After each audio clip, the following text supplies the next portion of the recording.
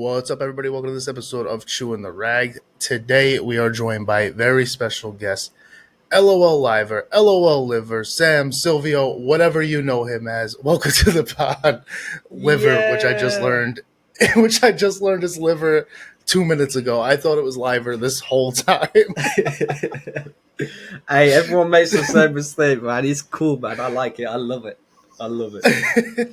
Well, you said it, and it makes sense. Like, we find you from live streams, from streaming. So I was like, oh, it's Low Liver. Like, that's what it is. Yeah, it falls off. No, every American does it. It's like, yeah. Every single one, every single time. So what is the Low Liver about? What is the Silvio about? I think that's from GTA is what I heard, but I can break down both for you if you really want. I can break it. Yeah, break them down. Break it all down. I started YouTube back in 2013, right? Back when it was like the beginning stages, KSI just started popping off. You had like all the UK boys popping off, right? So I was like, I want to be part of that UK team. So I started a channel. I was about, how old was I? I was like 11.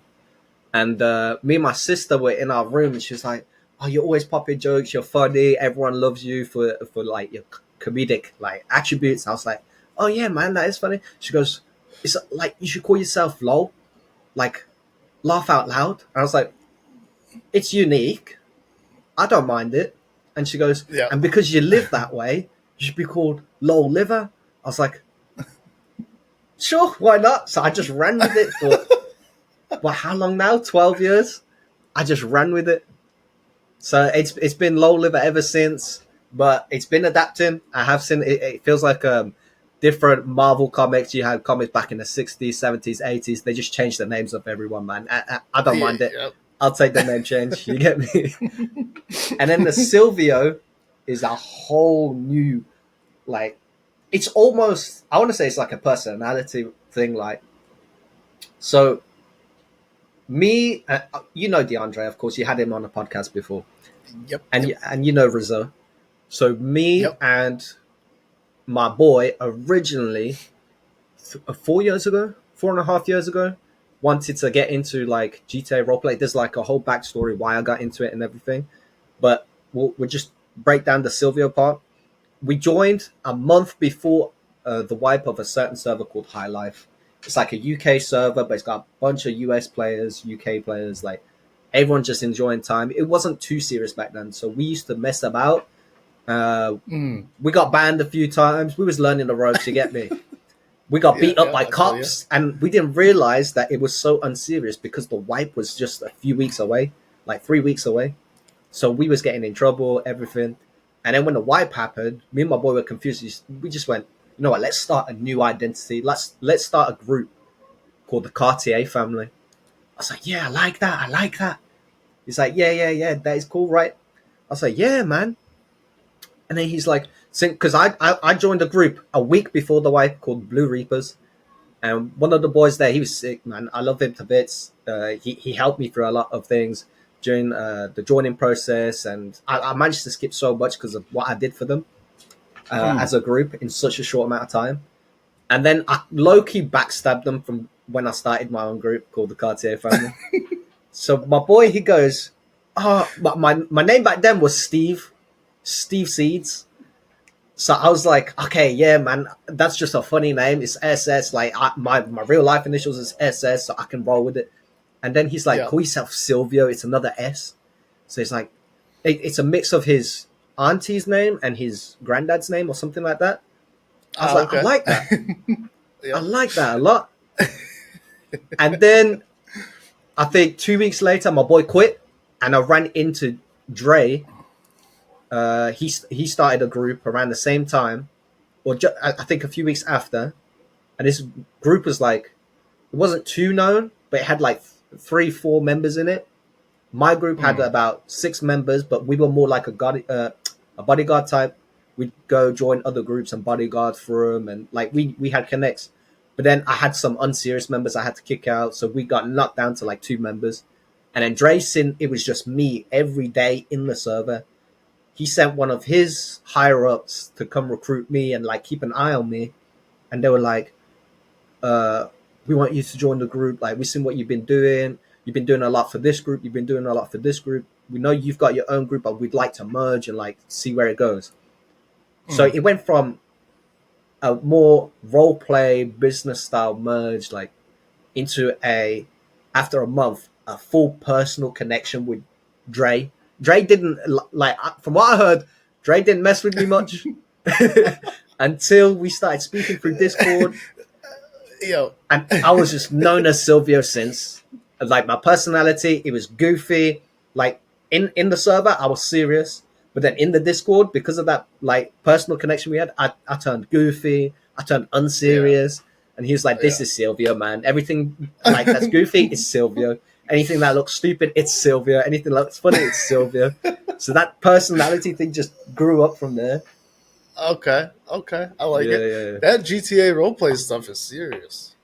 Like, Oh yeah. I tried to get into it. Your camera keeps getting fuzzy on me, by the way, but I wasn't going to interrupt Yours your on my story end because too. so maybe it's just that then because I'm good I on think my end. So hopefully we're square. If not, I don't know. you're Don't watch the straight. video. Just listen to the audio. It's a podcast. I'm sorry. I feel you. It's on I'm Spotify sorry. too, right? Plug, plug. Yeah, it's on Spotify. I'm sorry. I strive for quality, but sometimes things happen. We're in different countries. But Yeah. Oh yeah. I didn't even clock that. we're I tried doing that GTA roleplay thing, and then I joined a server. I got in, and I was like, "Yeah, never mind. I'm just gonna stick to like GTA on my console and just run around and kill people because that's so much easier than all of this." In direct mode, of Like, course. bro, it's so crazy because they're like, "You got to be this character." I'm like, "All right, nah, I can't do it. I'm out. I'm not, like, never mind." Yeah, They're yeah, like, yeah. "You gonna go get a job, or what are you gonna do?" I was like, "What do you mean get a job, bro? I'm playing a game. I'm not Nah, trying to it's get a a job. serious investment. Yeah, I'm not I trying to feel do you. this." I feel you. It's like you gotta live like you're living your normal life to live someone Yeah, else's normal life. Like, it's yeah, nuts. bro.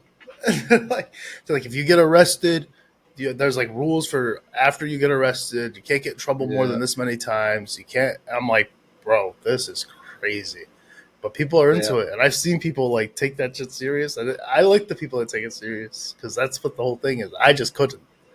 I wasn't yeah, good enough. yeah, Maybe in the future, maybe GTA 6, I'll lock in with you guys. You guys can show me the ropes. yeah. Yeah, you better, man. Because We're gonna go crazy when because that pops.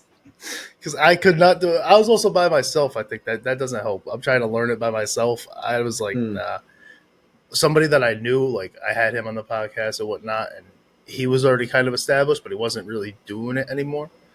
And then when I mm. left, he came back to it. I was like, well, I'm not gonna come back. I already deaded that. So maybe Yeah, GTA yeah. 6 will lock in. I'll be like Jamaican or something. I'll do the accent.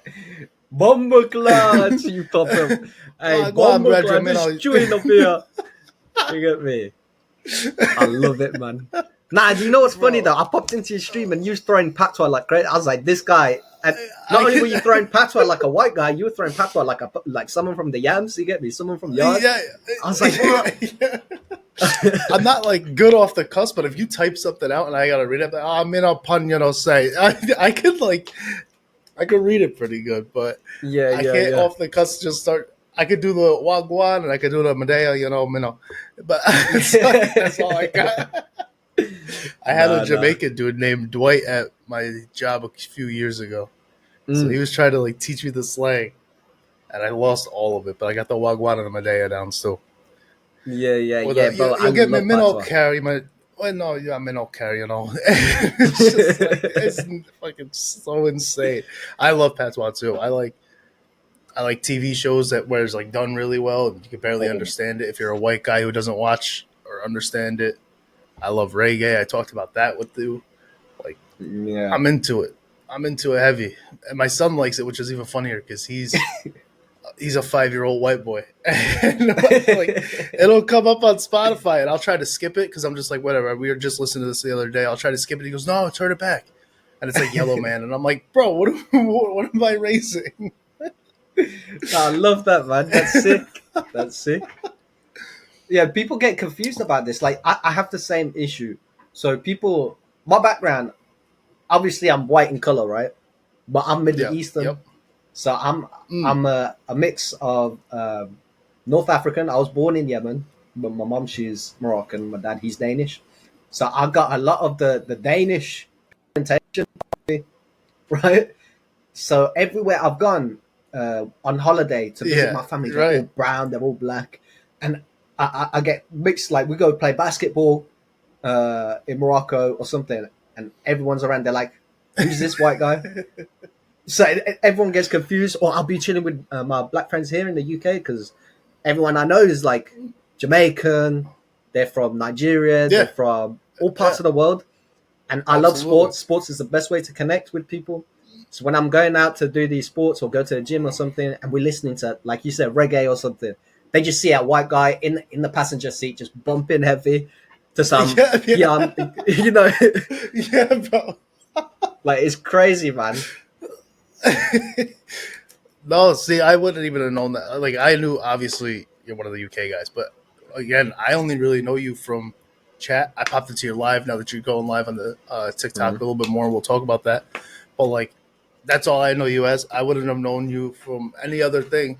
But that's why I do this pod, because the people that interest me enough, where I'm like constantly talking to them, popping in their lives. I'm like, all right, that's who I got to talk to, because we got to unpeel this a little bit and see what they're all about. So. Yeah, yeah, No, yeah. that's really cool, and that's what I was telling you. I used to have a joke where I would like tell it on stage, where the big black SUV and the reggae's bumping, and these people will like look up and it's me. I'm Yeah. like, like the fuck is that guy doing?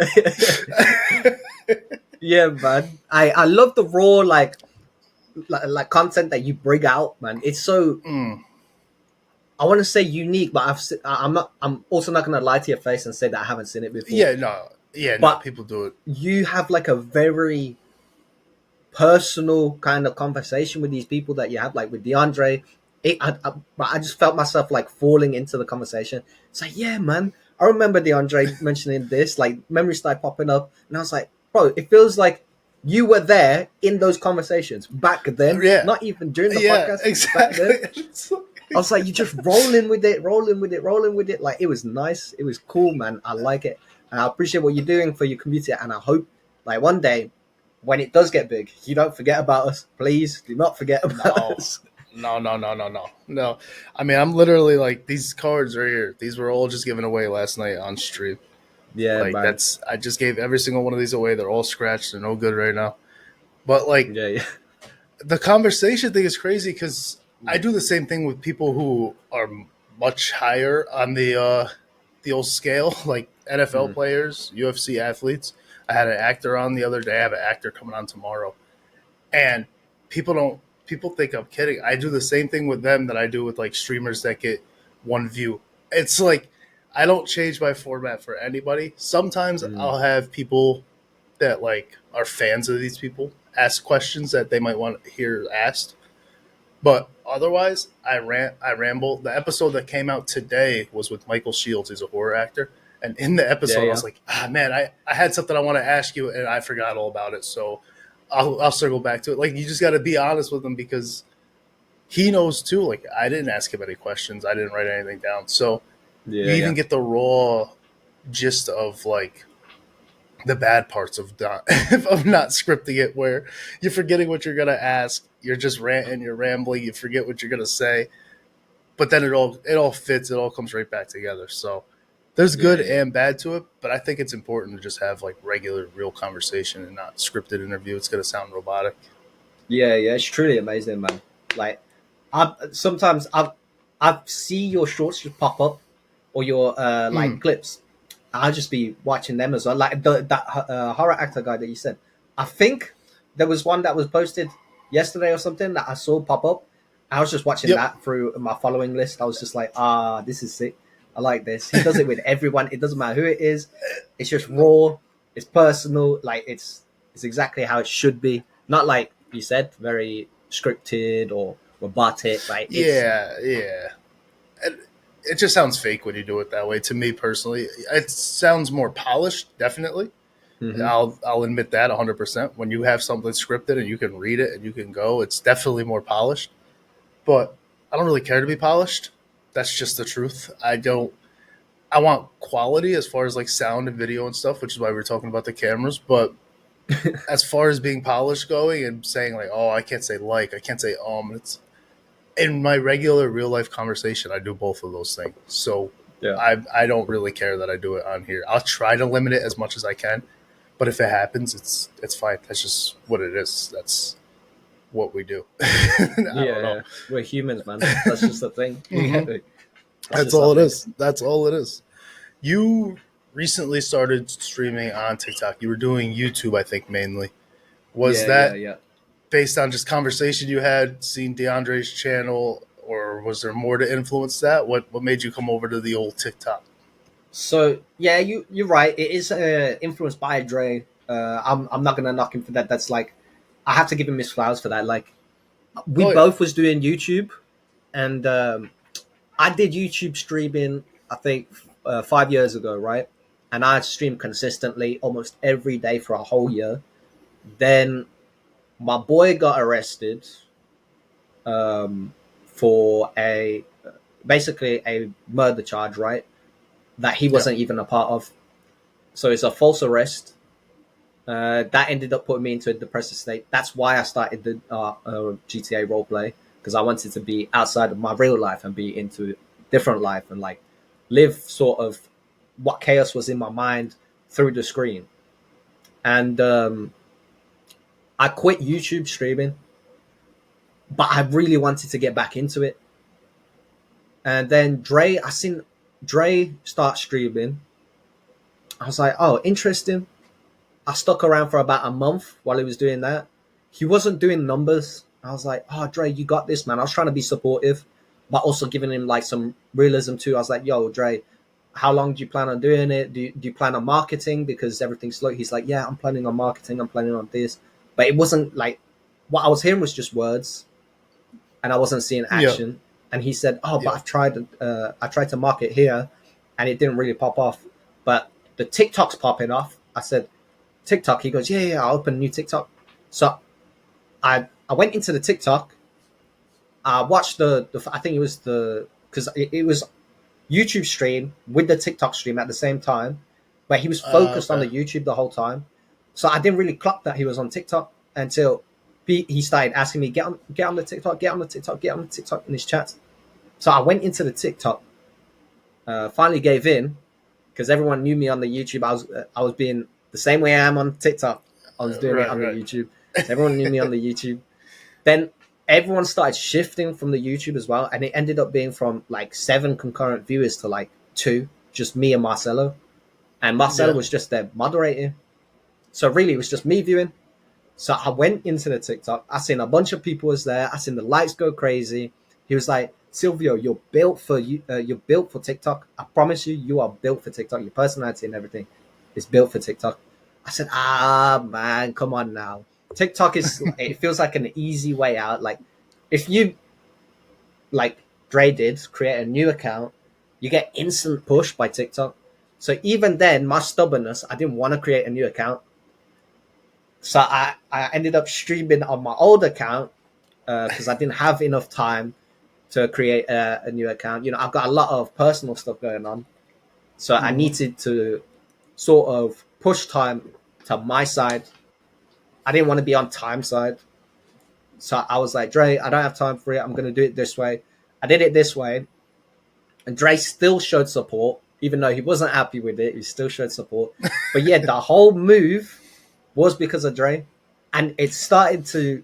I think I've streamed 4 times now, but I had like a 2-3 day break. Uh, been a hectic week for me and Dre in our own personal lives. I find like you see people in life that start to link with your life without even realizing. Yeah, So yeah. Dre's like one It's of those crazy. people, and that's why I don't see myself not being his friend. I don't see myself by his side in the future. Even if we have like serious beef, I still feel like we'll fall back into each other and we'll be like, oh yeah, nah, we cool. So Yeah, yeah. because of that, the 4 streams that forget the 3 days I had off. The 4 streams that I had, the first one was all right. Second one was like all right, but it wasn't as good as the first one. Then the third one I did popped off, and the fourth one was my best one so far, and it's only getting better now. So and I've created my second account so that I can have this sort of push. I looked into the analytics yesterday of it. It's not doing the best. So I'm gonna keep on the main account for now, but keep building on the second until I'm able to stream on that one. But so far, thank you, Dre. You were right. You're right. My personality definitely is fit for TikTok, and It is. I'm just looking forward to what the future has for it. Like it's definitely like when you see these analytics, some people are like they don't care for analytics, right? Which is a good thing and a bad thing, right? Right. It's a good thing if you already have good analytics and you're looking at it like, oh, I'm not going to look at the analytics and be like, I'm limited to what I made that day and then the next day and then the next day. They want to push the limits, right? That's a good way to look at it. Yeah. But then there's people that do care about analytics, like myself, and I look at it and I analyze every little move and I try to make sure, like, how do I pinpoint this? How do I make it like what it needs to be? So when I'm seeing that I've made a small adjustment, it could be even cutting the live by 5 minutes or extending it by 15 minutes that makes that change. So when I see this adjustment, it makes my mindset like go into a ticking time bomb, but for positivity, right? So every Yeah. negative thing Yep. that was in the back starts to roll through the clock and get blended into the positive and gets like spurted out into everything I do. And then people start to see the effects of it. And then like now I'm telling my friends, start TikTok live. Yeah. See, So it's a snowball. Like for me, the same way I discovered Dre, I was like, I had my one friend who I know in real life. He was popping off. Like I mean, he was really popping off. Shout out Seto. mm, And so I talked to him on the pod, and then it was like that's when it clicked. Like, why don't I talk to streamers? Just like streamers that are TikTok streamers, people that I find interesting. And eventually, I got down to this dude. He's my age. He looks just like me. He's Papa Bizarre. He's like my fucking twin. And he like, I had him on, and I was talking to him. I was like, yeah, I can't wait to. I want to stream on TikTok, but I got to get to that 1,000 followers. And he like cut me off. He's like, no, you don't. I was like, what are you talking about? He's like, yeah, you could just apply. I was like, what the fuck? What do you mean you could just apply, bro? So that's what started it for me. So I went in, I applied, I got it. But this was probably a year ago now. mhm. And back, my quality wasn't as good. Like right now, you go into my live, it's pretty good. It looks decent. I was using the PlayStation with remote play. So it's Oh, transferring through Wi Fi onto that. So it just looked, it wasn't good. It wasn't good. It was laggy. It was buggy.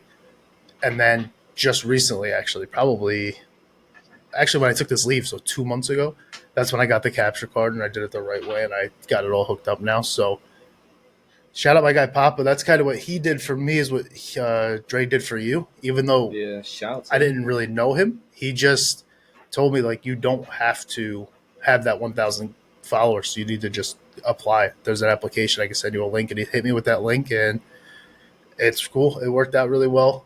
Yesterday we did pretty big numbers. Like you said, it's Congrats, man. the way you say thank you. The way you say it was like kind of a cop out because they push you and you want to feel the grind pretty much. But at the same time, your day one you said was pretty good, but two went down, and then three spiked up. So I think they also reward the consistency.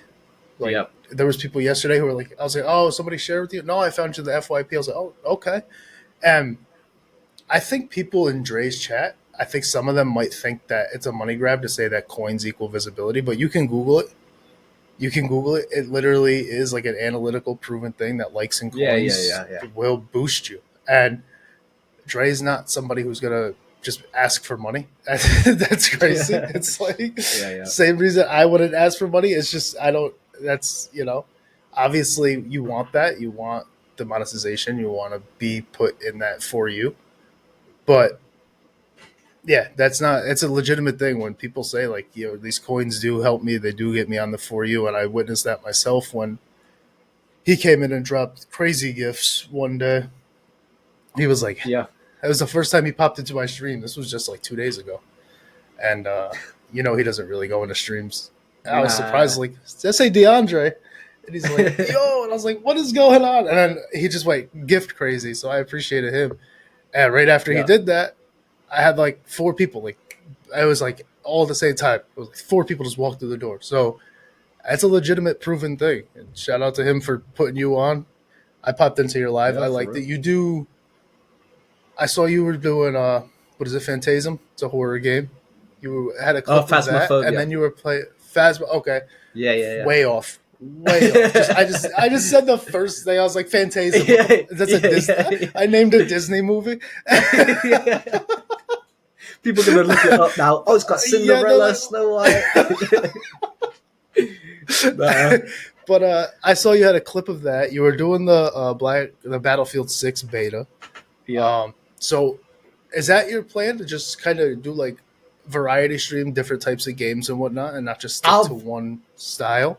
I've always done it, right? So Mm-hmm. I started on YouTube, streaming wise. I started doing Fortnite just because it was big at the time. I didn't Yeah. enjoy it. I didn't have a mic. I didn't have a cam. And then when I did get a mic and cam, I used to I used to cover my face with a mask and a do rag, but for separate reason. We'll go into that later. But Okay. it just Fortnite just wasn't hitting it. I didn't enjoy it. I enjoyed it off stream because I can mess with my friends, like, and we can sweat. But I'm more for engaging with my viewers. I'm more for chaotic gameplay. So like Warzone is just slightly more chaotic because you have people It shit is. talking you. It's got like Mm-hmm. prox chat. It's got even your teammates, like Fortnite teammates. When you got randoms and they're ass, they just crawl around, they die, and they stay. They just watch the They rest. yeah. They COD, don't they they don't talk respawn. nothing. Yeah, exactly. And COD, they respawn. They start calling you ass, even though they're ass and they know it. Like it's all over the place. So I love that. But I I transitioned from Fortnite into 2K, and that's when my channel started blowing up. I had about Mm, 100 and something subs, and I blew up 200 subs in about 3 months during the summer. okay. And I did a 24-hour stream. So after I did the 2K, I did the Phasmophobia because it was just a game that I was interested in.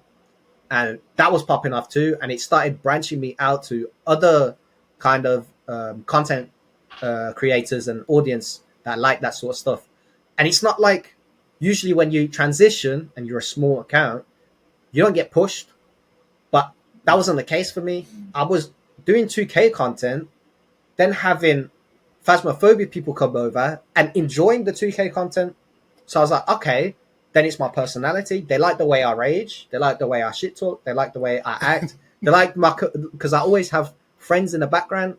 I either got my boy, shout out Active KM, RCT guy. I usually have them like RCT perks. I usually have them in my ear, shit talking me, calling me trash and stuff while I'm playing the game. Not even playing against them. So they're Yeah, watching the stream, right. bullying me. And now I've got DeAndre, I've got Rizzo, and people are coming from my 2K content to my Warzone content and enjoying that. 1 second. No, you're good. I'll be getting messages, everything. Okay. Yeah, my boy's talking about some fighting center. But yeah, they be shit talking me while I'm just streaming and trying to play the game, distracting me. My gameplay stinks already. So when I'm like Yeah, getting yeah, stressed from them and I can't hit a green on 2K, people from yeah. Phasmophobia still enjoy my content. Then I moved to Warzone, people enjoy that. Then I moved to Roblox, people enjoy that. But now I started to see a shift after I quit where people started leaving. And I think that's just that's my fault for being so distant. Consistency is key to content creation. Like 100%. you can't have the mindset of a content creator without being consistent, without being brave. First of all, you have to be confident, right? Without having a creative mindset in general. Because if you're stuck without these three key factors, you're not creative, you don't have any ideas, you're going to be stuck in a loop of one day you're thinking of this, you're not making any content because of it, then you lose consistency. Now you've lost consistency, people are just going to start disappearing. And that's like what started to happen after the 3 year break I had coming back. People like it boomed. My first stream back boomed, right? I had about 12 concurrent viewers. Then it started to drop off. People started to notice it doesn't feel the same. Like the 2K Rage streams, they were great.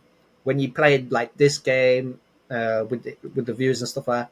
Also, audience gets older too. So everyone that was kids back then that had nothing else to do during the summer, they ended up Yeah, growing up and having jobs. So exactly, I exactly. ended up losing that viewership.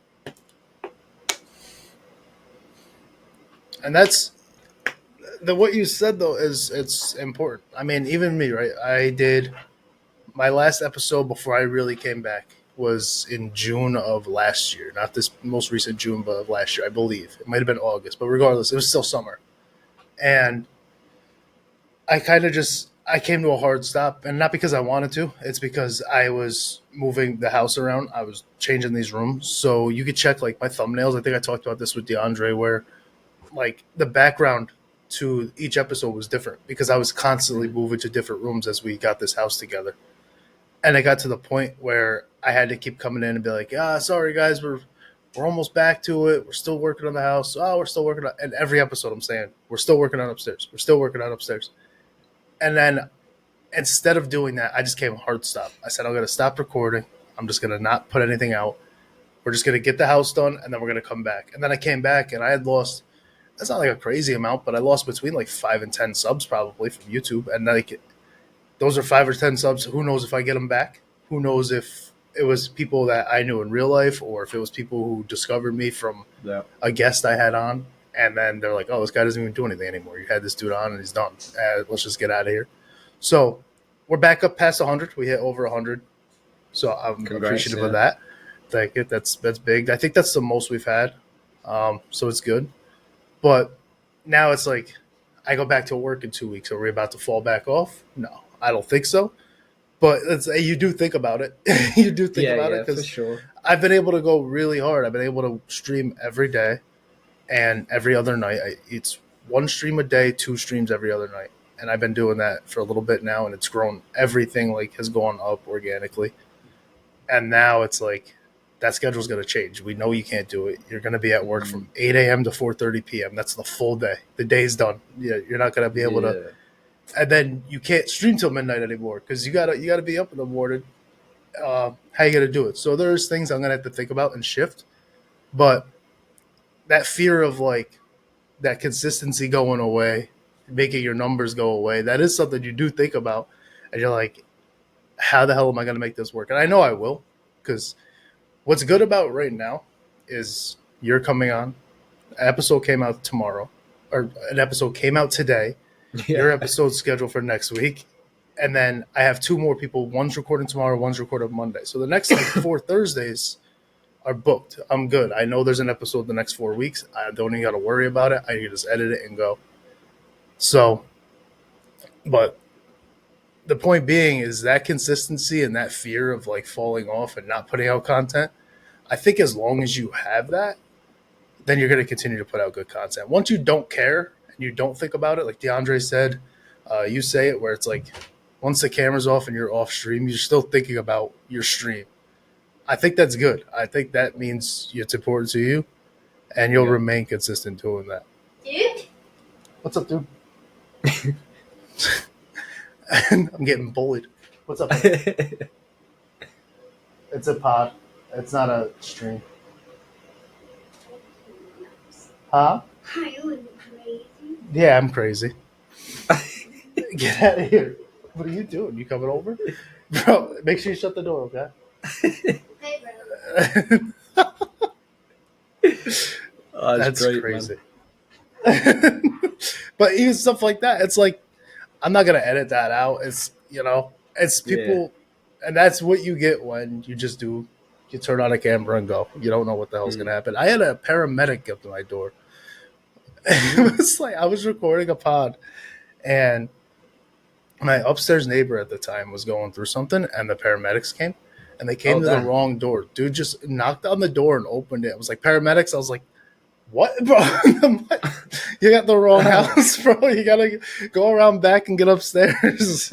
But they about to lose their job. Missing Yeah, 15 bro, seconds it's like that, just knocking on the wrong door. That's a full minute. You just lost a minute. You better run. Yeah. It's crazy, bro. So you said something about the do rag and the mask, and that's another story. What happened there? So it's a big backstory. Mm-hmm. Uh, my background as a content creator, whatever, is separate from everything, right? I Yeah. blend like a piece of my personal life now and then because that's just how I am. Um, but I've had a huge history before that, right? I've had the time where, um, but I don't even know if I want to talk about it. Like it's crazy, If there's certain things, leave them yeah. out. I'm open to talk about it, but it's like, Okay. what is the line, right?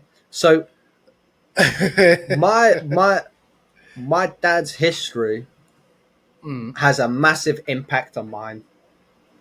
He used to work for the CIA, the MI5, the MI6, and PET, Danish National Intelligence. He was anti-terrorist, um, part of the anti-terrorist group. So he would have to fly over to countries, get intel undercover, and he got screwed over by the American government.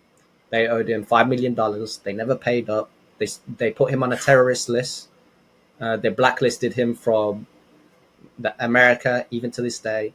They tried to kill him in China, and then my dad went into like this crazy Rambo mode where he was a drug abuser beforehand. He was a drug abuser during his work. He was a drug abuser even after, and he didn't really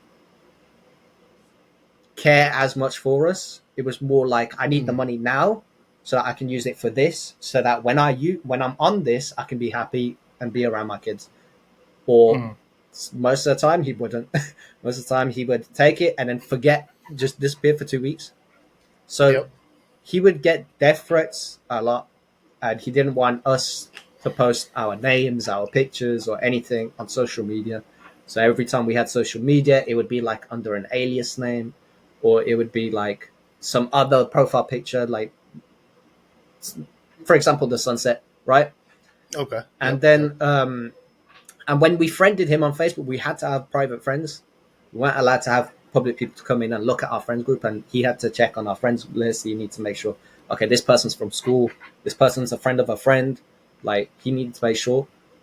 So I decided to be, growing up, more independent and away from that I like kind of idea. But also I knew the dangers of it, so I ended up wearing a mask and a do rag when I used to stream because it was just an anonymity, right? That I could be secure away from any threats.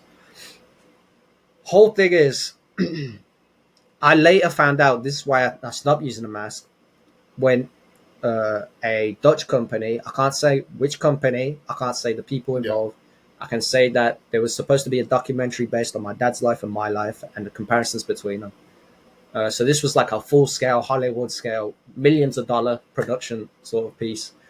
And during about 2 years of gathering info on their side, I was gathering info myself. I started to see things that my dad was saying wasn't true, or some things that he was saying was over exaggerated. And then I started to like feel lied to, right?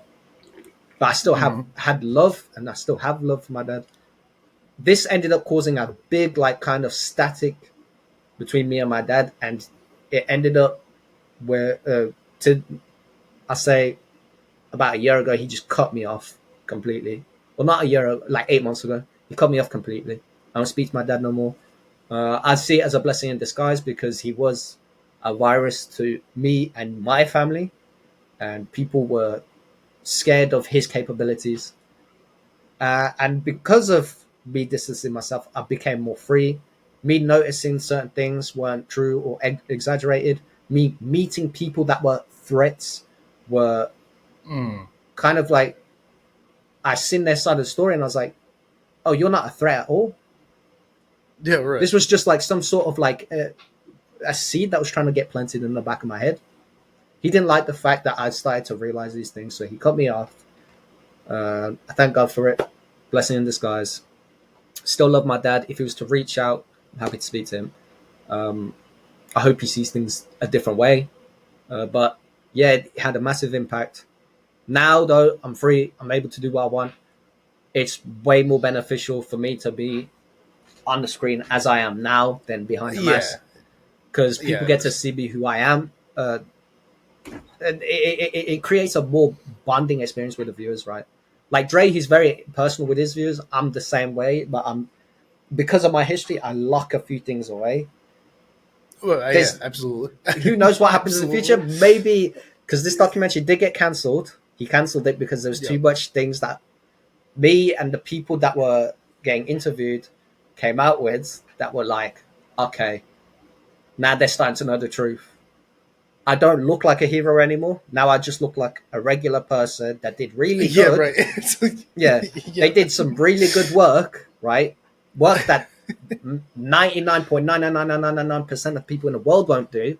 However, there was also a bad side to it, and the bad side Yeah. overweighed the good side. So he's seen that. He was like, okay, I'm not a hero no more. I'm cutting it off. Who knows? Maybe in the future another company comes around and they reach out to me or something. I'm happy. Then I'm happy to talk about what happened. But yeah, there's a big history behind it. So sorry guys, I've locked off maybe 70% of it, but you've heard 30%. I mean, the 30% is kind of crazy. I'm not gonna lie. So I think they're good. I don't think anybody's missing out. Yeah, It is yeah, insane because, like, unfortunately, and even just from like, it sounds crazy, but just movies alone, you know what I mean? That yeah, just sounds like every movie ever, where it's yeah, like, yeah, yeah, yeah, hey, I'm gonna go do this work for the government, and I'm gonna think that I'm doing the right thing, and the government's gonna fuck me over. And yeah. it's like Jason Bourne, the Double O bro, Seven. it's so crazy because like, but that doesn't just come out of thin air. No, That doesn't just come out of thin air at all. That's because unfortunately you cannot trust the government. right. Like that's If just if that's people just do what it want to is. look at some background of it, I'm happy to like. Can I even type it up? I don't know. I think we could put something on here. I'm new to Riverside, to be honest. I like it, Oh no, yeah, it says but upgrade plan to chat. Oh no, I'm good. Yeah, guys, just look up Morton Storm on Google. You'll see about a million articles. CNN, 60 Minutes. You'll see BBC. You'll see oh, ITV. I You'll think I put see it up. yeah, yeah, What is it? Is it you said Morton? yeah. Morten Storm. TEN. That's crazy. I can type TEN though. I can't change it. Oh, here we go. It's right here. I'm like I said, I'm new to Riverside, but right Yeah, there yeah, on the screen, if you guys are interested, just Google that, yeah. You can look and into we're it. gonna You'll get. see his backside. His backside. Pause. You'll see his back, like his sides of what happened. Right. You'll also see like some other articles and whatnot, but everything's there, just not from my side. Right. Right, Like I say, right. I separate the apple from the tree. You get me? I'm not trying to Yeah, be like you they say, have to. father like son, right? Which is a good thing if your father's great. But Right. if you come Yeah. to realize like there's a rotten apple in there, you don't want to be that rotten apple. You want to No, fall from no, a you got tree to get out of that. and grow a new tree. So Yeah, no, that's always the hard thing because you want to be like, that's my dad, you know, and like you said, you still got yeah, love for your dad. If you reached out, you would be like, you pick up the phone happily. But the blessing in disguise thing is real, especially if you know he is somebody who unfortunately does dabble in like substance. And then I think honestly, I could see it being a combination of his job and the substances is just tweaking everything up here. That kind of thing tweaks your mental. hmm. I mean, working for agencies that big, you've probably seen things that like nobody wants to see, especially Yeah, yeah, anti-terrorism. You know what I mean? So you kind of understand it from that point of view. But then it gets to the point where it's like, bro, I'm just a dude in school. I'm just a kid. I'm like, yeah, I'm, I wasn't there. I wasn't working for anti-terrorists. I don't feel like all these people that you're saying are bad. I'm yeah, sorry, yeah, Dad. yeah, Like, it's a hard thing to like balance because you got to be understanding, but at the Yeah, yeah, same time you got to be like, nah, man, I can't do this anymore. And then you find out, like you say, how much of it's exaggerated. You're like, I can't. I gotta go. yeah, yeah. But It's a big, it's crazy. yeah, it's a big like weight off my shoulders as well because I did Yeah. carry a lot of fear behind my back. I was depressed for like 7 years because of a lot of things. Coming Well, from you get a what was it, normal life eight taken years? from you.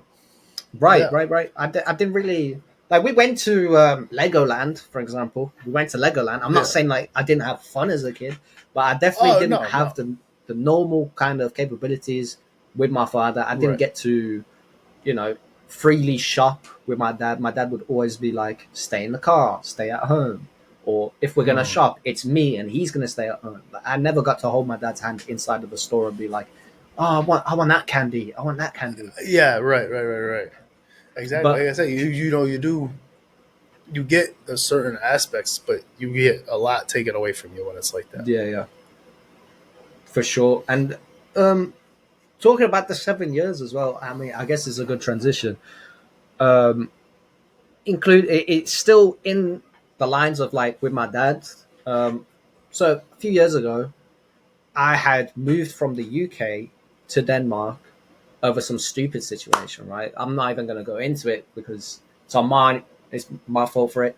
I'm going to take blame as Mm. the older sibling of the family. I'm going to take blame for it. Right. Yeah. So uh, it was a dumb situation. We was there for a year, and because of my dad's like mental illness or whatever it was, his drug abuse, he was not healthy enough to take care of us. So I was put with my sisters in an institute, like an adoption center, basically, with bad kids, right? Kids with ADHD, Yeah. kids that have anger issues, kids that smoke, kids that drink, kids that substance abuse, all that sort of stuff. So we used to get into a lot of trouble. This really like I was already somewhat depressed before that, and it just blew things out of the roof. I got in fights. I broke into buildings. I broke like shoplifted. Like I did a lot of bad things, and I was hanging around a lot of bad people. But some of these bad people that I still have connects with now, they were decent people later on in life. So I come to realize like you might see good in a person in one stage of life and see the true colors later being bad as hell, dark as hell. But there's also vice versa. You might see like Yeah. the worse of people, but then later in life, you see this like kind of energy build up, this lightness come out of them. They start doing good. They start giving to charity. They start like doing I was going to say abundance. There we go. There's the word. An abundance of good, right? For their community because we all lived in the same area. I moved back to the UK. I couldn't do anything for that community. So there was some of them that would do like events, gym events. So kids that lived in the same household would, instead of go out smoking at the age of 13, 14 and drinking and breaking into places, they can go to the gym and work out every day for a month or for free as well, completely paid for. Or they can go learn construction or they can Yeah. go boxing, or they can like learn how to paint and draw. Like there was a lot of events that these people started to come out and create for those people because they understood their mindset, right?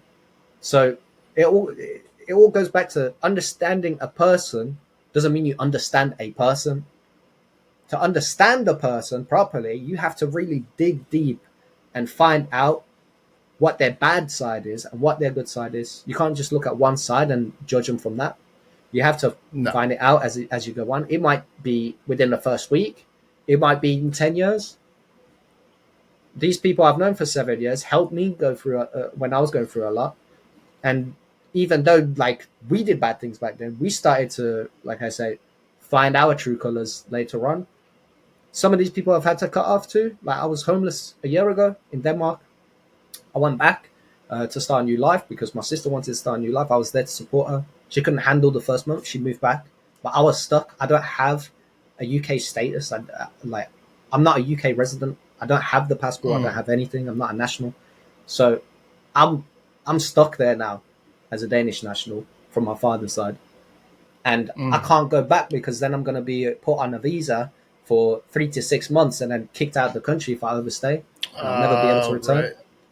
So I'm here homeless, and I'm going couch to couch, couch to couch, and I'm living with this person, that person, and then I end up living with one person who's like a really good friend of mine, but he was out of his head, like also substance abuse. And I tried to like clean him up a bit, like put him in the right mental and you can see when we had conversations, he wanted to, but he lost control, and then money started to become like a very huge thing. I worked with him for a month and I didn't get a single dime, right?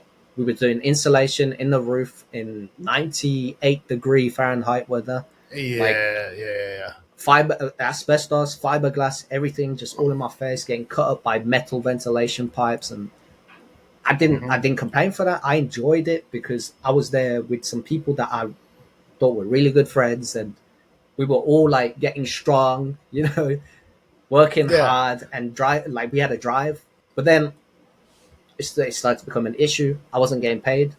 Now they're telling me I can't work there no more because I'm not really a resident in Denmark either. I don't have a household, so I can't get taxed. So if I work at a place, it's illegal. So they said, okay, now we can't pay you because we're going to have to go through a loophole, pay you cash, but then we won't have enough money for this person and that person. We need to divide it equally. And I'm like, okay, this is odd, but yeah, no, I accept it. That's cool. Then, oh no, you need a job now, figure it out. I'm like, I can't, okay, I'll figure it out. But right now I need to find an address. I couldn't find an address. Then they don't pay me at all. I found an address with my uncle. My uncle said, just come over, apply in the address here. He lived on like the middle island of Denmark.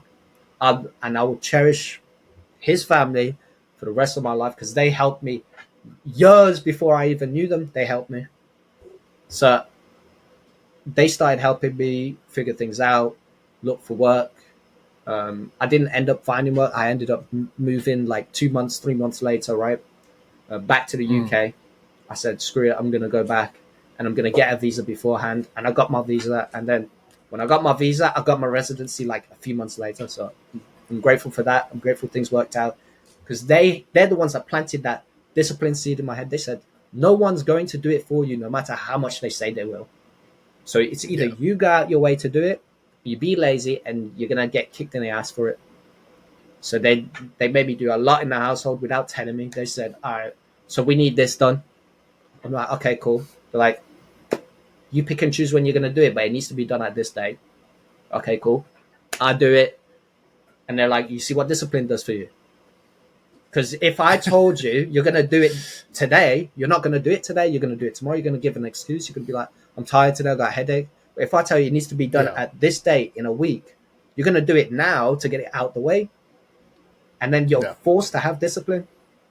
And then not only that discipline carried over until like me moving back. So I had to go out and get my residency permit. Like as soon as I landed, I was like, I'm not playing around. I've got a month. Even though I had the 6-month visa, I said I have a month. I'm getting kicked out. The people at the airport, they were like, we're gonna stamp your passport, but it's not looking good for you because if you overstay, you might be behind bars. So and you won't be able to come back. I was like, okay, cool. So I need to get it done this month, and I got it done within 2 months. Not the month that I said I was gonna do it, but the second month I did it, I got it. So yeah, no, that's good. Is it similar to like the US, right? You come in, you can get your visa. You got, like you say, your visa can be whatever amount of months. And then you could become like a naturalized citizen through the test and whatnot. Is that similar for you guys where you can get a visa and then become a citizen through like a citizenship test? So or do you guys have a different process? It's similar, but I think it's the same, but it's just the wording, right? So you got your visa, and then you've got a work visa. So you got a normal visa, which is a visitation visa, and then you've got a work visa. Your work visa gets paid for by your company that you work for. By the company, yep. And so that can go on and on and on. Your visitation visa, you have a limited amount, and it's 6-month limit per year. It's a 6 month limit per year. Yeah, I don't know how accurate I am on that. It's either 6 months or you get 3 months, and then there has to be like a 6 month waiting period, and then another 3 months, right? Ah, okay. But there's also a residency permit, which is a permit for residency, right? You can have, I think it's called, what's it called? Something leave, right? Indefinite leave to remain. So that's, Okay. you have residency basically forever. Or you have the basic one, and you have a certain time where you need to make certain milestones, right? You need to make sure that you're doing what a citizen does within this residency time period that you have, and then you can apply for a citizenship or indefinite leave to remain. However, in my Okay. case, I was lucky because my mom just got her passport, her British citizenship, a few years ago. My sisters, one of my sisters, two of my sisters are born here. They're automatically British citizens. My other sister got her residency even before we moved to Denmark and then back.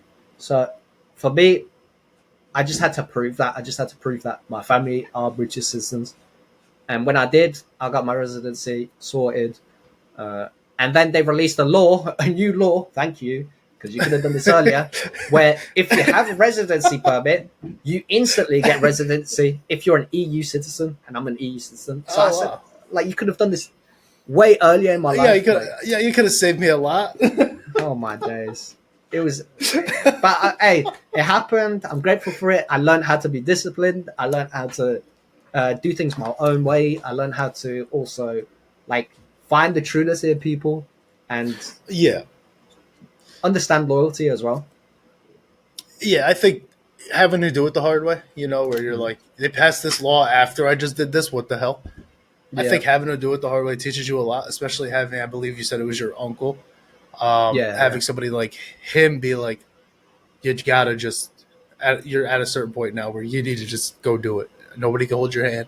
Nobody can force you to do it. Um, Sometimes you just need that tough like kick in the ass. Like that's the best way to put it. Is sometimes you just need somebody to be like real with you and sit down and show you that loyalty, like you mentioned, Yeah, and tell you the things that maybe you don't want to hear, but you have to, and it has to come from somebody. If you're dragging your feet and you're like, oh, I'm gonna get to it, you're probably not gonna get to it. yeah, It's better to, and I think it's smart to do it the way where he says, you got to have this done by next Tuesday, and it's Monday now of the week prior, and you're like, well, if I do it now, that's a whole week where I could just chill until the next thing comes up. So yeah. I think it's smart to, that's a good like first step to showing somebody like a little hustle, a little drive, and then it starts that path. So good on him. Good on him. Yep. I think that sounds like he looked out for you more than anybody at that point. Yeah, for sure. And Kind of helped you just steer you where you had to be. he didn't even help me out financially. Like he said, you're broke, so you're gonna live Exactly. broke. He said, if you're Mm-hmm. gonna eat from our house, you're gonna go get your own food. So I said, okay, cool. And he used to bully me as well. I'll be real. Bullying is good. I'm on the side of bullying because if you're not bullied into something, you're never gonna Yeah. have the mindset where you're like, oh no, I don't want to be that thing they're bullying me about, right? Mm-hmm. So my dad used to get help from my uncle financially and everything. He also used to be like a parasite. He used to sit on their couch. He used to eat all their food. He used to just chill Exactly. for weeks. Like every time he visited the country, he'd just be chilling there. And they used to be like, "Oh, we need this done. We need this," and they're always stressed because they they don't have jobs. They're financial people. They work on crypto. Mm-hmm. They work on stock. They work on this, and so they always need to be on time. There's like time limit for everything. So they need to get this done. They're very savvy with their money, and they're very smart. They need to make sure, like, they don't even buy medicine from the hospital. They need to make sure they know what's good for them before they buy it. If they're going to buy antibiotics, they need to know what's in that antibiotics and what's Mm. a natural way of consuming this antibiotic, right? Are there alternatives? Is there this? Is there that? So they used to tell me, or even bully me in front of their friends that used to come over. They used to be like, "Oh, let's hope he doesn't turn out like his dad and just sit on the couch and play video games." So I used to hear it because they used to say it in Danish. So I understand a bit of Danish, so I'm hearing that, and I'm like, look at them bullying me. And they know, because if you say something in another language, people start getting nervous. So they do. know I understand They just do. enough. So they see me get nervous. They see me be like, okay, now they're taking a piss. Okay, then, okay. Now I have to do something. I have to prove them wrong. So, and they used to love it. They used to love it. So shout out to them. Shout out Jonas. Shout out Jakob. Shout out Thijs. Shout out all of them, man. Shout out all his sons. I'm sorry, Mike, and then the younger one. I forget their names, man. But shout out to them. They were all great hosts.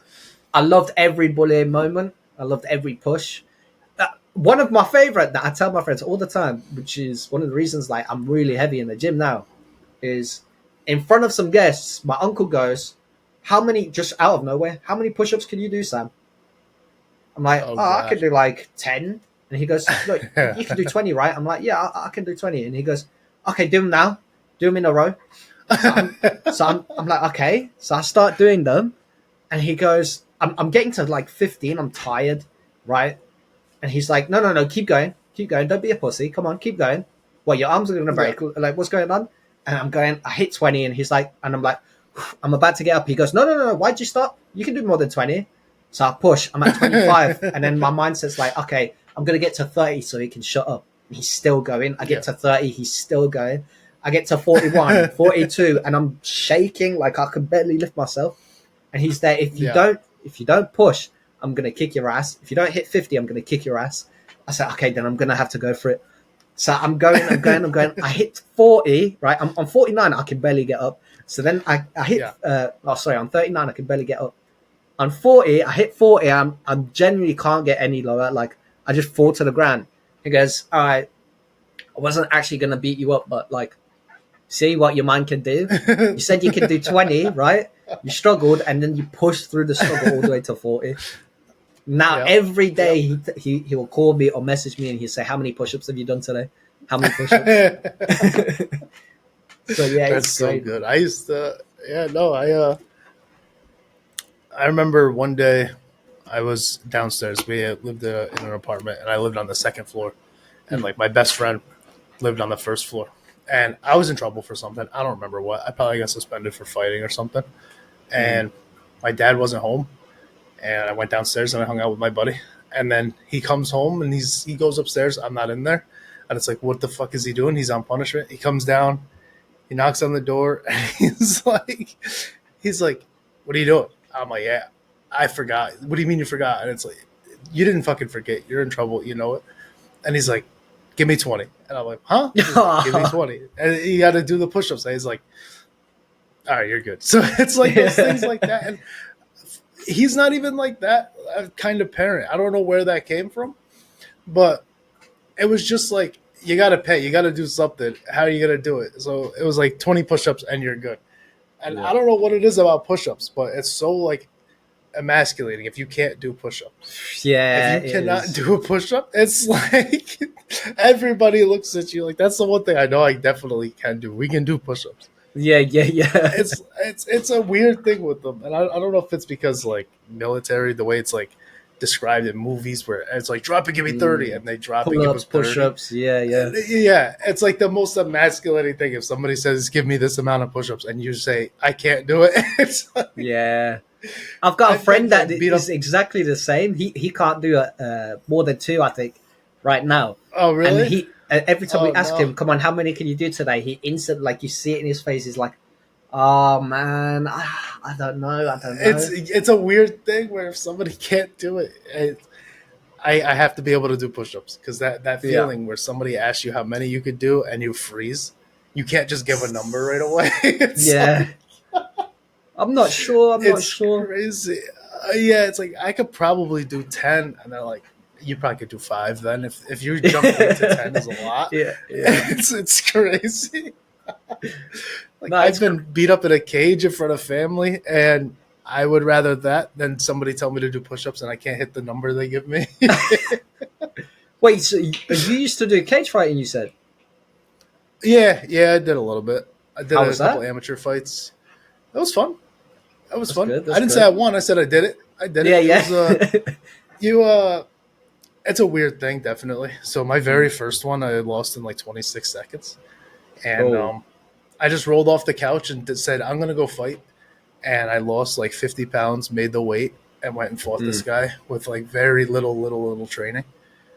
Like I had a little bit as a teenager just through my uncle, but I didn't really like the guy I Oh, you cut fought off. was one of those like eat breed. Oh, I Mm. had a little bit of training as like a teenager, but that's it. Like I wasn't somebody who was like eat breed trained fighting, Yeah, yeah, yeah. and my opponent was. So I rolled off the couch. I lost like 50 pounds. I went and made weight, and I fought him, and it was like 26 seconds. I sold about like 15 tickets, and it was a 4.5 hour drive from me. So everybody who came to see Ah, me spent like half the day just in the car driving to come see me, just for me to 26 get my ass seconds. whooped in less than 30 seconds. If you Oh go on man, YouTube, the video's like 3 minutes long, and it's not a no 3 minute way, fight. no way. It's just like the intros and stuff. Yeah. It's Oh crazy. And then man. my second fight, I was actually prepared for, but I was clumsy and I tripped and I ended up getting choked. And then I had like just a couple kickboxing matches and a grappling match. So we did it a few times. It's fun. Yeah, it's cool. Nah, I like that. Was it It's like fun. old? Was it white collar or Was it what? Sorry. white collar? Like white collar fighter, Uh, what is that? like I for don't know if that's charity, something. or is it? Okay, okay. My bad. That's that. That's that different country thing. Yeah, yeah, No, it was. yeah. No, it was. It's a UK It was thing. just like, yeah. I was like, what the hell is that? No, that'd be cool. I would do a charity fight right now. It was Yeah, just yeah. amateur. Just I wanted to try it. That's That's all. interesting. See, I have this. I mentioned it earlier, or like I sort of hinted to it. Like you meet people in life that kind of had like certain links. I just Hmm. started my ultra white collar charity boxing sort of journey. I missed Yeah. my two like first fights because I wasn't able to sell enough tickets. Right. However, Hmm. I have all the equipment. I've been trading. Like I love every minute. It's for boxing, so I love every minute. My dad used to box. Everyone I know used to box or kickbox or like some sort of martial art. And boxing to Yeah. me just speaks volumes. Like I just love the idea of it. I love the feeling of it. I love getting hit. I love hitting. Like I love Yep. rolling like through a punch, parrying. I love it all. The whole movement. You running out of breath but still taking punches and still standing is like I Yep. just love every moment of it. So I'm supposed to fight in November. I made a call on my comeback video to YouTube where it was basically like an introduction to like what I was going to do in this boxing fight and also what I was going to do for the future of YouTube. And I was supposed to fight. I think it was in March. So I did. I sold two tickets. My mom and my dad. Shout out to them. Or my mom and my stepdad. Shout out to them. And then they pushed back the fight to July, which I just missed. But I didn't even Hmm. take part in the training for July because I knew I didn't have enough tickets sold yet. So I said, okay, I'm going to take Yep. this momentum or this moment as a break, also to hit the gym and like actually get fit because my stamina sucks. But right now Yeah. it's getting better. It's getting better. November is now the next schedule. So anyone that's watching this from the UK near Birmingham, get your tickets, man. Get your tickets. The link is still on that video, my comeback video. So get your tickets, please. I need to sell 10. I need to sell 10. That's interesting. So like I did. So essentially, it's a bringer. Like that's what we would call it in like comedy. It's called a Mm. bringer show. You got to sell a certain amount of tickets in order to go on stage and tell these Yeah, jokes. yeah, yeah, So yeah, yeah. that's interesting. I didn't really put that into like combat sports. That there's those bringer type shows. Yeah, it's like it That is pays for the interesting. event, doesn't it? It's like everything. Like Yeah, so, it's. yeah, I wish it wasn't 10 tickets. I wish it was maybe 4, because tickets are highly right. expensive. It's about $30 per ticket, which is just overpriced in my opinion for an amateur fight. I think you shouldn't That's a be spending lot. more Yeah, than 16, right? yeah, But that's a lot. That's about what it was for me as well. yeah, Like yeah, $30 American probably. it That is is for a good crazy to think cause at about. the end of the day. So See, at least yours is like it's a charity thing. I don't. yeah, This one, Like these ones were not, and I don't think I had to sell tickets. I just did, which is the other part. Like I understand that you probably you have to. It's not probably you Yeah, have yeah, to yeah. sell these You have tickets. to. So, Yeah, but at the end of the day, at least you know it's going to like a charity thing. So it kind of exactly. balances out. But it is tough for a person who maybe has like zero, they don't know what they're getting. Yeah, And you yeah, got to yeah. be like, no, just buy this ticket. I promise. I'm training. I'm working hard. I know it's my first fight, but just I got to Yeah. sell time ticket here, You never know. please. I could get knocked It's out in like, 26 seconds, and they've wasted their time. yeah, So. yeah. Trust me, I know about it. It was crazy. It was so funny. I was fine. Like what happened was he just like hip tossed me and he got on top of me, just raining punches, and I'm Ah, moving. I'm covering up. He's not really hitting my face much, but but it was a it's a stoppage. debut amateur fight. Nobody's Yeah. getting paid. The ref's gonna stop that every time. If you're not getting out of it, you're just covering up and moving around. So Yep. I was good. I was fine, but I understood why they stopped it. I'm somebody who doesn't mind getting hit. Like you Yep. said, I like it. It's cool. I'm good with it. I understand that's what we sign up for. Yep. That was something like I had a boxing coach and he was like, "You can take a punch, but I'd rather you didn't." And I was like, Yeah. I guess I get why you would say that because eventually, one's gonna land that I can't take. So I understand it, but at the same time, that's kind of what I'm here for. I like it. Mm. It's like, but yeah, that's interesting. I never really put it together. Like I said, when I did stand up, I would do some bringer shows where I had to sell a certain amount of tickets to do comedy. We did Yeah. two Yeah. of those in New York City. Let's Um, segue into that. I want to hear more about this comedic background that you have. Like, yeah, I didn't know there's like because I've never really ran. I know one person that used to do comedy, but he only did like one show. He's one of my uncles in Wales. He like everyone I know that are like yeah, around mafia and stuff, so you wouldn't expect it. So he went from being around mafia, old mafia groups and stuff like that, to just doing comedy, like one comedy show, and it just popped off. So I want to yeah. know, like, how is that? Like, were you nervous and stuff, or Oh yeah, yeah. I was more nervous for that than anything. It took me a while to even like because you just go to these open mics and you can just sign up and you get on stage and you tell jokes. yeah, And yeah, for years, because similar to you, I'm always like busting balls. I'm always making people laugh. And I had people for years like, just do it. And I'm like, it's different when I have to sit down and come up with a routine and tell jokes. And then I was talking about it. I was like, I'm thinking about doing it. And a friend of mine he did like two open mics when I started talking about it. He goes, I heard you were yeah. interested. There's a place in Albany. Uh, just come through and sign up. And I'm like, all right, I'll go. I'm just going to watch the first time. First time, I just went and watched. Second time, I just went and watched. And then the third time, I was like, all right, I'm going to sign up. I'll come up with some stuff. I made like, I don't even know the jokes. I made a joke about how I could never date black women because they like to use FaceTime, and I would get them made fun of if somebody was walking by and I was on the other side of a FaceTime. Yeah, Just yeah, yeah. stupid stuff like that. Like I didn't really have anything. But then it spiraled. You kind of get like excited to try to be better. So I was just doing like really outlandish jokes, mostly at open mics, that would make me laugh, but they weren't really like, I don't know. And then I read Kevin Hart's book where he talked about how Mm. he used to do like jokes just to make people laugh, but then he transitioned into like real life stuff. I was like, oh, I have a bunch of real life stuff. I grew up in a pretty like chaotic household. Um, Yeah. I'm engaged, whatever, whatever. So I started doing that, and that is where it kind of like, oh, we have something here. So I did a couple of just, I started hosting a mic where in my area, twice a month, I would just get a bunch of the area's comedians, and we would all just go to this bar, That's pack it in, fire. and yeah, dude, it was super fun. And we did that. I did like the Funny Bone once, two shows in New York City, and then it just like my first son was coming, so I was like, this is Mm. probably it. It was fun while it lasted, but I can't be out like at comedy shows until 3 a.m. And like you can't do that. Yeah, He's gonna be yeah, yeah. sleeping. I have two dogs. I'm gonna wake him up. I can't. And that's kind of where like podcasting came in. It kind of transitioned to that because I still wanted to talk. I still wanted to make people laugh. I still wanted to have conversation with people. And Mm. a friend of mine in like 2022 or 2023 wanted to do a pod.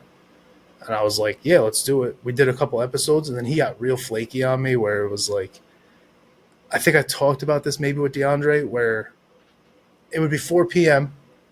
and that's when we record, and I would get a text at 3:45 saying, I can't make it today. I was talking about that. And it's like, bro, we recorded 15 minutes.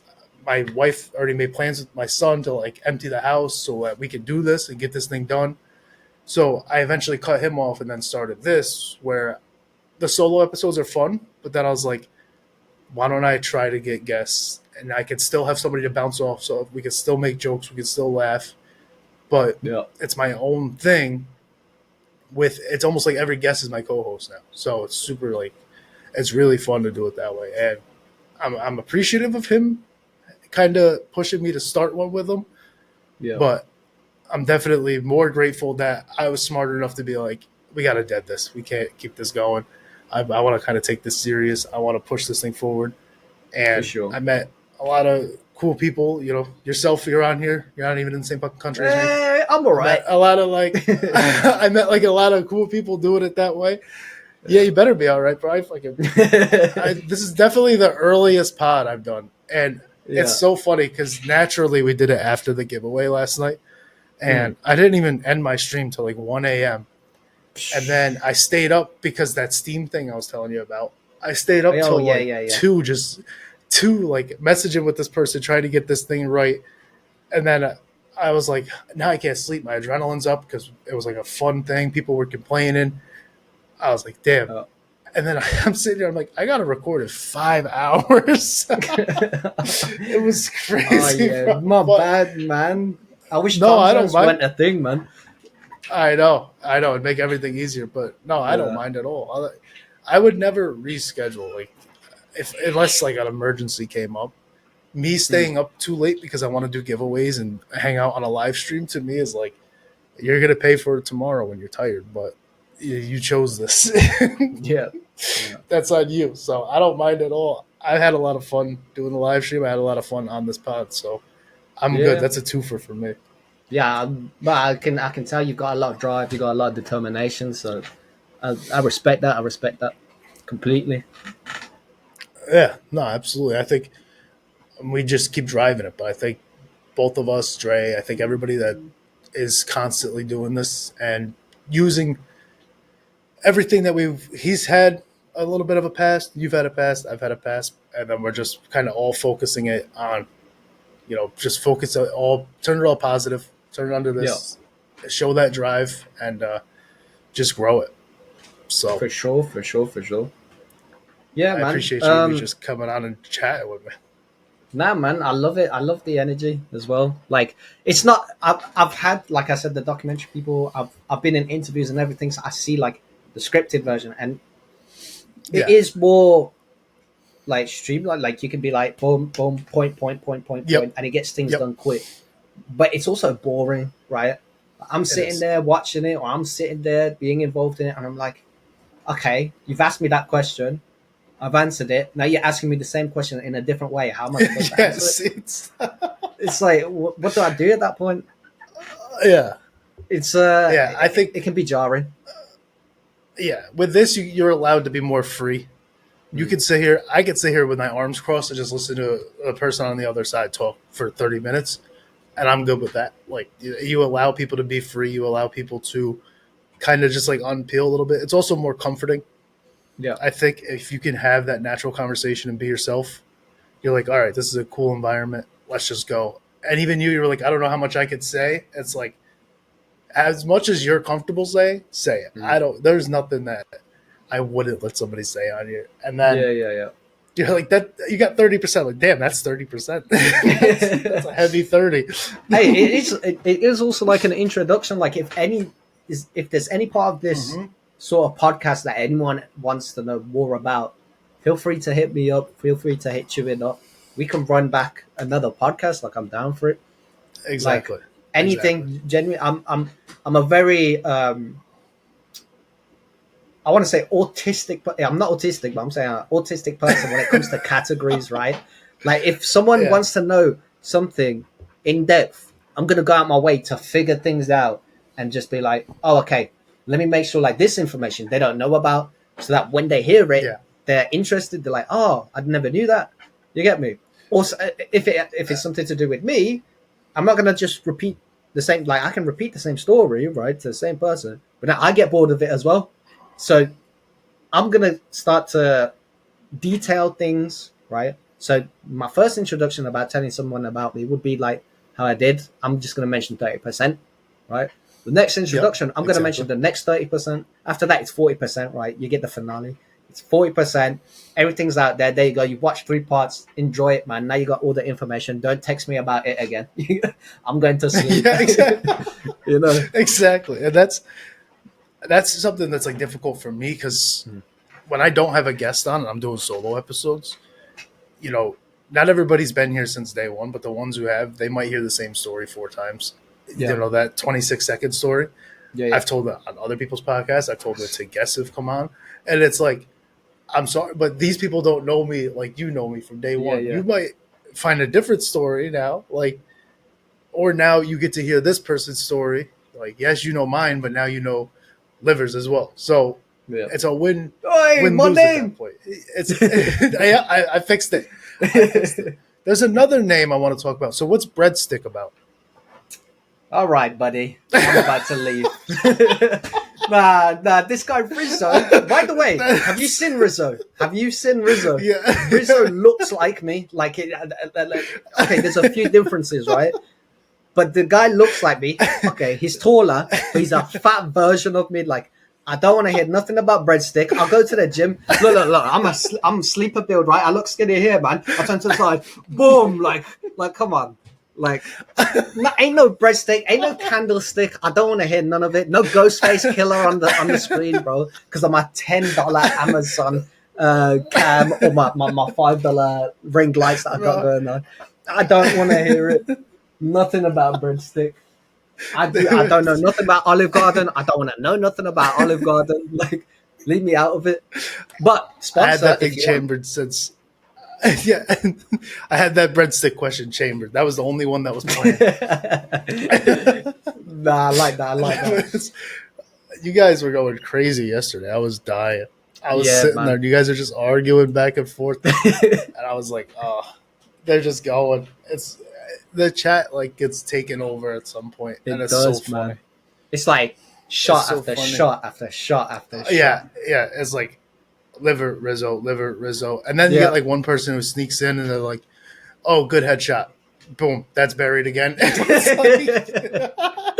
I'm sorry, Dre. I don't mean it. I don't mean it. Like it just happens, man. It's so funny though. I think it helps. Yeah. Honestly, I think it helps. I think It's an engagement. it makes the chat funny. Mm-hmm. You come in and there's activity in the chat with these people going back and forth. My chat got awkward as hell last night because, like I said, this person was complaining. They're like, "Oh, the wheel didn't spin the way what happened was the wheel spins, and then most wheels, like fucking, I don't know, they go slow, and maybe it'll stop on this color, but then it ticks, and the next color gets it, similar to Dre's like spin. Yeah. This one just spun, and then it just abruptly stopped on one, and he's like, "That's rigged." I'm like, "Bro, it spun 4 times before it stopped. Still, it didn't have to slow down. It's fine. You're watching the damn stream. I didn't stop it. It just stops." Yeah. And this guy was complaining. It's like 1 a.m. and he's complaining, and I'm way too like positive of a person to just sit here and argue with this. He's somebody that I've played at Madden a million times. He's in every chat. Like, I'm not trying to be rude to him. And then like the guy who won the Steam cards was like, "Stop bitching." I was like, "There you go." I can't say it, but like, at this point, you got it at the end of the day. This was $300 out of my pocket. I didn't. I'm not sponsored by anybody. I didn't like get these from EA. I didn't get these from PlayStation, Xbox, Steam. Nobody gifted me these. I went to the store. I bought $300 worth of cards, and I said, "I'm just gonna give them to strangers on the internet." And you're still finding a way to complain, bro. What are we doing here? I'm not apologizing for it. I'm not sorry that you didn't win. Yeah, man. As a viewer, I feel like there's like a respect barrier. Like sometimes they over push that, and they like. It's cool to like have a personal relationship with the streamer Right. or the content creator, whatever it is. Sometimes it gets over pushed, and it goes from joking to becoming like an earful of nonsense. Like, for example, Yeah. I have a few viewers that spam me on my Discord, spam me on my Instagram, spam me on like whatever I have linked in my bio on YouTube. They'll Mm. follow me and start spamming me, talking about play this game, play that game. I'm like, I'll take a look at it. Yeah. Why have you not played this game? Oh, I joined the stream, but it's not on. Why are you not doing this? Like, look, Yeah. I'm also too nice of a person to shut them down. So my way is like, Exactly. I'll look into it. Just give me a second, right? Or I'm not in the right headspace. Just give me a second. But then I asked Dre for like his opinion and stuff. He says the same thing. He's a respectful guy. It's tough, but he knows how to deal with these things. And he'd be telling me, just tell him, look, I'm not going to play this game. It doesn't do well. We can look into another game. If you want to join the stream and play that game with Right. me, feel free. Or we can play off stream because it doesn't do well on stream. We can play off stream, Yeah. but it's Right. just Just give not those options. exactly. It's just not. It's not respectful to be a viewer, and No. like we're No. humans. We're not just characters on the screen. Like yeah, we're characters, Yeah. but in our own form, like we're humans giving Yeah. out We're our still character. like. We're sharing our Right. experience. Exactly. Yeah, Exactly. it's not And you it was just weighing it down. like I got to a point where I was like, I'm like, at this point, if you guys don't stop, I'm just not going to do giveaways again. Like, Yeah. what are you doing? You're just going to ruin it for everybody because you didn't win tonight. Yeah, And it's like, that's not how I want to be. I like doing these. This was my second one. This one went way better. And then, like, today, though, like, I got my phone right here. And I got a message from one guy that says, awesome stream. I got another one that says, are you going to be live today? So it's like, those are the people that I know actually enjoyed the giveaway. They were like, they're grateful for it. So it's cool Yeah. to see that. But just for an example, the Xbox guy who won, I said, it landed on his name, and the Xbox people just tweaked. They were like, I've never even seen him in this chat. We're all active in this chat. I was like, if he's on the wheel, then he did everything that you guys did. He might not be in chat every single day, but I still have to put him on the wheel. He played by the rules. And I messaged him. Everybody had 2 days to respond to claim their gift. Before stream ended, he got in the chat. He goes, yo, I want, thank you, whatever. And the chat just jumped him. They were like, I've never even seen you before. I'm like, bro, can you guys just congratulate the guy? It's Like, just jealousy, man. Why are we berating him? Yeah, man. Why are we? And that's when the guy who won the PC thing was like, you guys got to just shut up. You guys got to stop. And I messaged him. I was like, yo, I can't say that because I'm trying to just keep a community. I'm trying to keep it positive. But thank you for saying what I wanted to say. Thank you for, I wanted to be like, yo, stop bitching. Stop bitching or we're not doing this again. Yeah. But it was crazy. It was crazy. And then you got people DMing you like, yo, I know I didn't win, but can you still give me the game? And I don't mind that because I can just nicely be like, we're going to do more giveaways. Just please don't go anywhere. Yeah. I can't just justify going to buy a $80 game after spending $300 For a random as well. Just trust. Yeah, exactly. It's not like my son asked me for a game. Yeah. So like, I'll let you down easy and just politely tell you, no, I can't do that, but stick around. There's going to be more giveaways. I enjoy doing them. Yeah. I grew up like going to food pantries and getting like those lists where sponsors would buy your Christmas gifts for you because your parents couldn't. So now that I can do a little bit of something, I like giving away. I like sponsoring events and doing stuff like that. So it makes me feel good. So as long as people stick around and don't just dip because they didn't win the first one, you still have a chance. I'm not going to not do a giveaway. Yeah, That's just not who I am. I like doing it. Nah, that's respectable, and it's just the viewer has to respect your decision on that. It's the way they look at things, right? So they can either be arrogant to it or ignorant to it, or they can just see it how it is and then be more appreciative of it. Like it's another thing. I think it's also the way that people are. They just grow up, right? The parents, your faith, your surroundings. Like it all has an impact on you and the way that you react and the way that you act online or in person.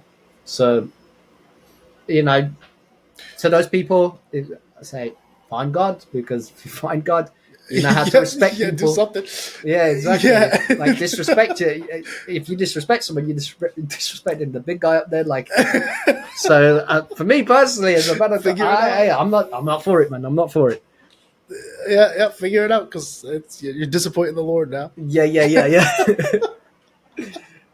It was just crazy. It was people I didn't expect. Like these are the people that I've been playing games with. There was people that like were in the chat. We're all like they were like part of the community, and then he just tweaked. I was like, bro, you gotta reel it back because now you're sounding like an ungrateful kid at this point. What are we doing? My days, man. I hate it. I What are we understand doing? it. It's tough, But man. all in all, it was good. Yeah, It was yeah, good. yeah. I'm gonna do more. It was good. I do want to segue into faith as well because it's one thing Mm-hmm. that's taken. Like I said, uh, it's built up my personality. I was not really a faith type of guy growing up, right? Like I was brought up in a Muslim household, and obviously my dad being undercover and stuff against anti-terrorists is always in the Middle East or something. So Mm-hmm. we've always had this sort of like Muslim kind of upbringing. But then growing up, being around the people I was around, I became more spiritual or out searching, right? People used to Yeah. ask me what I believed in. I said I believed in God, or I believed in like whatever was there, right? I believed in something. Yeah. I just Yeah. didn't know. So my friend being arrested for a year, putting me in that deep depressive state. On his release, I seen him holding a Bible. I said, and before that, I looked into all types Nordic paganism, looked into Christianity, looked into Mm-hmm. Judaism, I looked into Hinduism, Buddhism, like all of them, all of the above, spiritualism, looked into all of it. And I was like, why have I not looked at the one that I was brought up in, the one that I fell away from? Why have I not looked at that? It's right under my nose. He's picked up the Bible in his difficult circumstance because that's what he was brought up with, and he has faith in it. So where's my faith? So I picked up Right. the Quran. I started reading. I got into communities where I was learning. It ended up putting me like people started putting me in a position of a knowledgeable person. I don't count myself as a knowledgeable person, but I'd be in like a Discord and they start messaging me. This Christian's joined. He wants to know this. He wants to debate you on this, or this Mormon did this, and he wants to talk to you about this. I was invited to Mormon churches. I was invited to these places to like debate these people, right? And Yeah. off of that, it was like sometimes there'll be a bit of disrespect that happens in a debate. Sometimes it turns into an argument. You have to resolve it. You need to find the Right. balance, right? But you start to gain knowledge from these people that you're talking to, and knowledge is a big thing in my mind. So as I'm going through, I need to find out how to debunk this, how to debunk that, and I just start to find like truth in living. Right now, we've gone from the basic rebuttals and refutations to getting more in depth. Oh, okay, but it says here that when you marry this person, you need to sign this contract, or when you talk to this person, you need to have 3 witnesses, or if you end up doing this, then you need to make sure this is there. And then I started to get in touch with sheikhs and imams and really broadening my knowledge, pastors, priests. And now I've kind of formed a friendship of Christian, Jew, and we all just Yeah. talk and talk and talk. Atheists, whatever, we talk. And we share our knowledge. So finding that kind of path, whatever it is, make sure when you do it, don't just look at the surface of it, like believe in it, don't be blind to it, look into it, get in depth with it, understand it, know if whether you've been raised in it or you haven't been raised in it, know whatever it is that you get into, you need to understand it. You need to read between the lines as well. It's not all just on the surface, right? There's ways, like for example, in the Bible, it talks about turning the other cheek and stuff like that. There's Yeah. if you read between the lines, it's not just turn the other cheek. It's more like if someone slaps you, you show them your right side. It's not just that, right? You can look at it like that, and then people will look at it and be like, "Oh, that's a weak way of understanding it." But it's also like Mm-hmm. talking about positivity. It doesn't mean physically getting slapped. And this is a rebuttal that Muslims have against Christians, and I have to come in as a mediator in a debate, and I'll be like, "It's a good argument. However, it's also a poor argument because we have this in here and we need to understand this. And we also need to see both sides. And then they'll be like, okay, new topic, talk about this. And if you're ever, one thing, if you're ever debating another person of faith, you need to understand you don't attack. You get you get given their point of view, and you give your point of view, and you refute each other, but you don't refute each other to take the piss. You refute each other so that you give each other knowledge and understanding. Right. If I'm going to tell you, oh, the Bible is corrupted and whatever, then I show my evidences for it, and then you tell me the Quran is corrupted, and you show your evidence for it, and then I refute it, and then you refute it. Then we need to understand where the refutation is coming from. We need to come to an understanding. That's what a debate is. It's not an argument. It's not something where, your Bible's corrupted, point blank, period. Here's the evidence for it. Yeah, right. Tell me what you want. Exactly. I don't care. Here it is. Like, give me your rebuttals. I need to learn your point of view. I need to understand you. The whole point is not arguing. And that's interesting because, like, I'm just not a religious person, and that's it's just not anything. But I don't ever like shun people. Like you said, I want to transition into faith. I wouldn't be like, nah, I'm good, man. I don't do that here. This has been Liver. We're out of here. Whatever. See, I went back to Liver. It just came right back. But no, I don't do that. I hear everybody out, and I feel like by doing that, you got to see like the similarities in every religion too, right? Yeah. Like you start to realize you guys aren't all that different in what you believe. It's just certain aspects of it are different, right? Is that right or wrong? Right. There's a lot. I've been doing this for 4 years, so I know.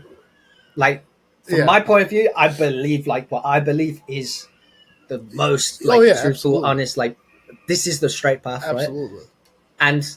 But I also have to understand that looks biased to people, right? It doesn't matter if I said that I've learned by this person, or I've learned from that person, or I've studied for this long. Doesn't matter. In their eyes, it's bias. So you need to explain to them what it is, what's the differences, what's the comparisons, what's the similarities, like everything. So yeah, there's different paths, right? But understanding the root of who God is what brings you together. Understanding what he is, what he does, how to live for him.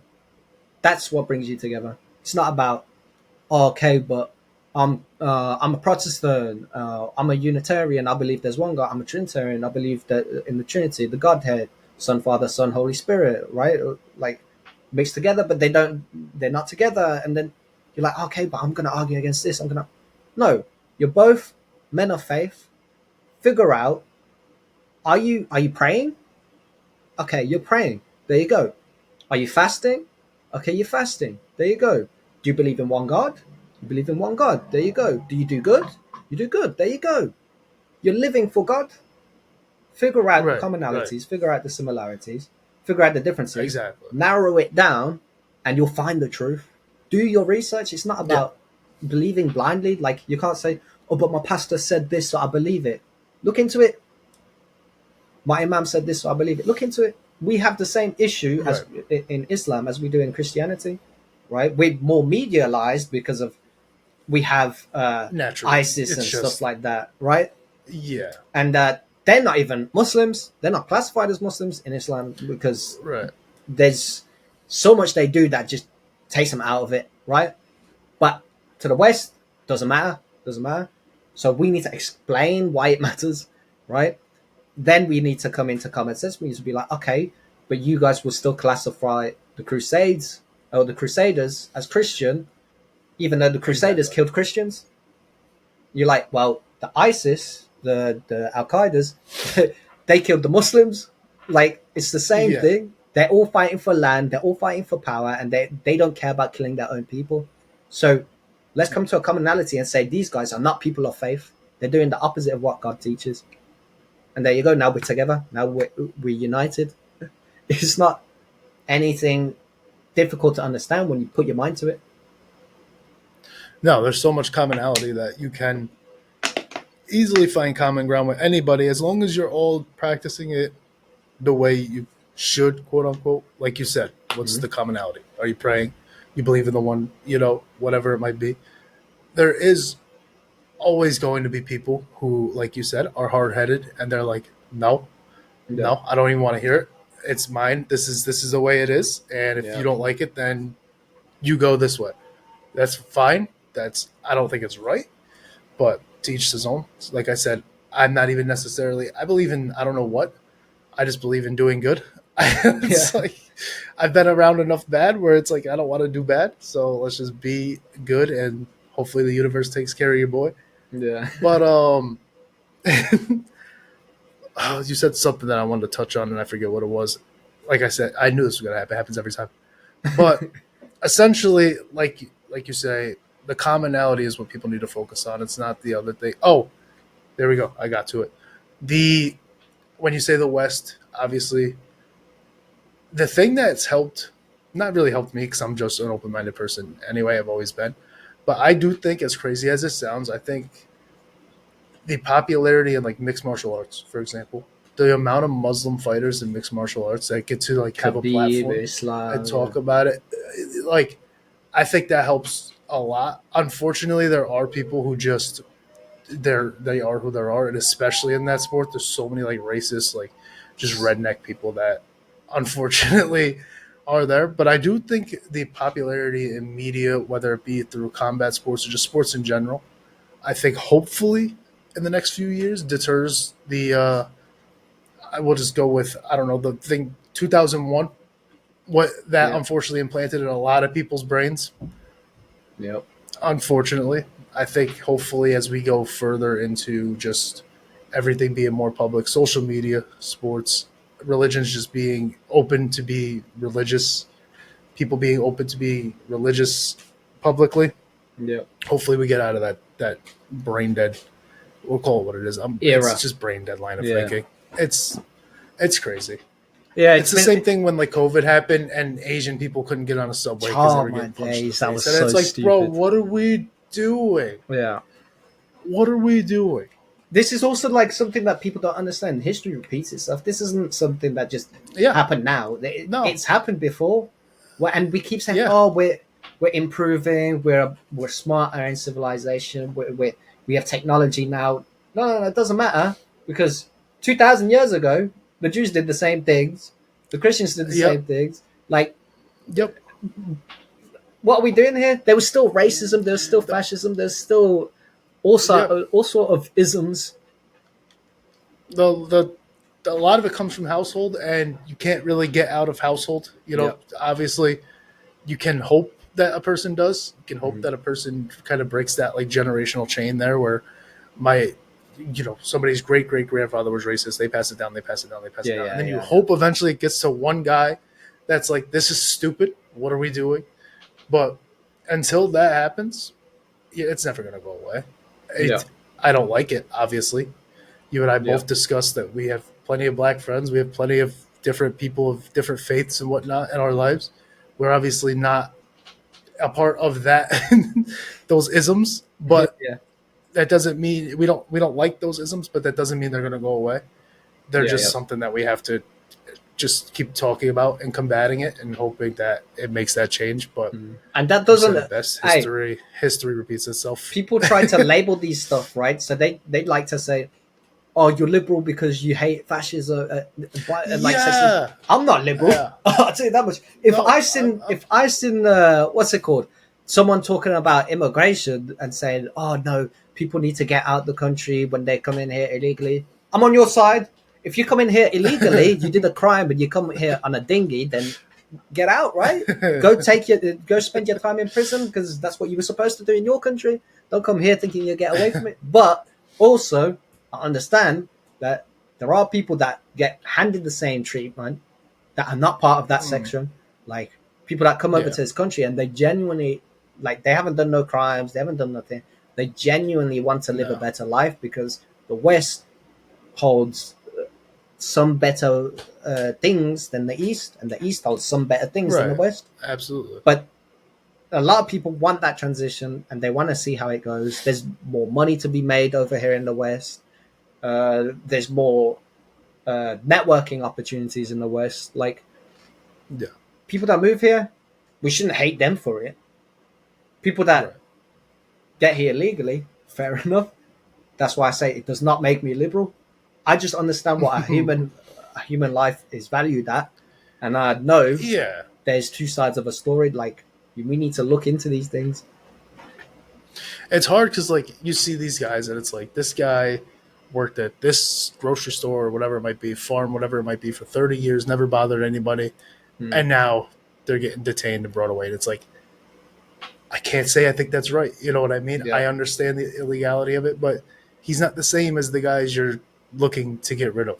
It's like, and then people, that's when people are like, libtard. I'm just like, what, bro? I'm just, I'm, I say it all the time. I'm in the middle because I could see everything. There are certain better points made here.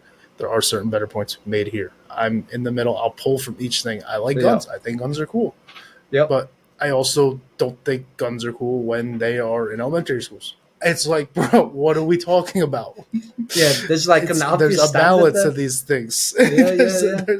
There's a balance to these things. I don't think you should arm teachers. I had a third grade teacher that was a psychopath. I would not want her with a weapon. Ooh, no, no, no, no, no. It's like there's a balance. Yeah, Up the security in schools, yes. Uh, Miss Knight or whoever, you know, I'm just making up a name. Miss Knight, a fifth grade teacher. I don't think she needs a Glock 9. I don't think she needs a Glock. no. Up the security a different way. Hire Yeah, somebody if who's she has a trained. proven history of psychosis, Yeah, right. then maybe let's look at that. Yeah. Yeah, for sure. I'm sorry, but getting an early education degree does not warrant you to No. be armed and ready. It's we have this similar problem over here. Like we have mentally ill people coming from war torn countries, right? And they're Mhm. getting hold of knives and they're causing gang violence and stuff.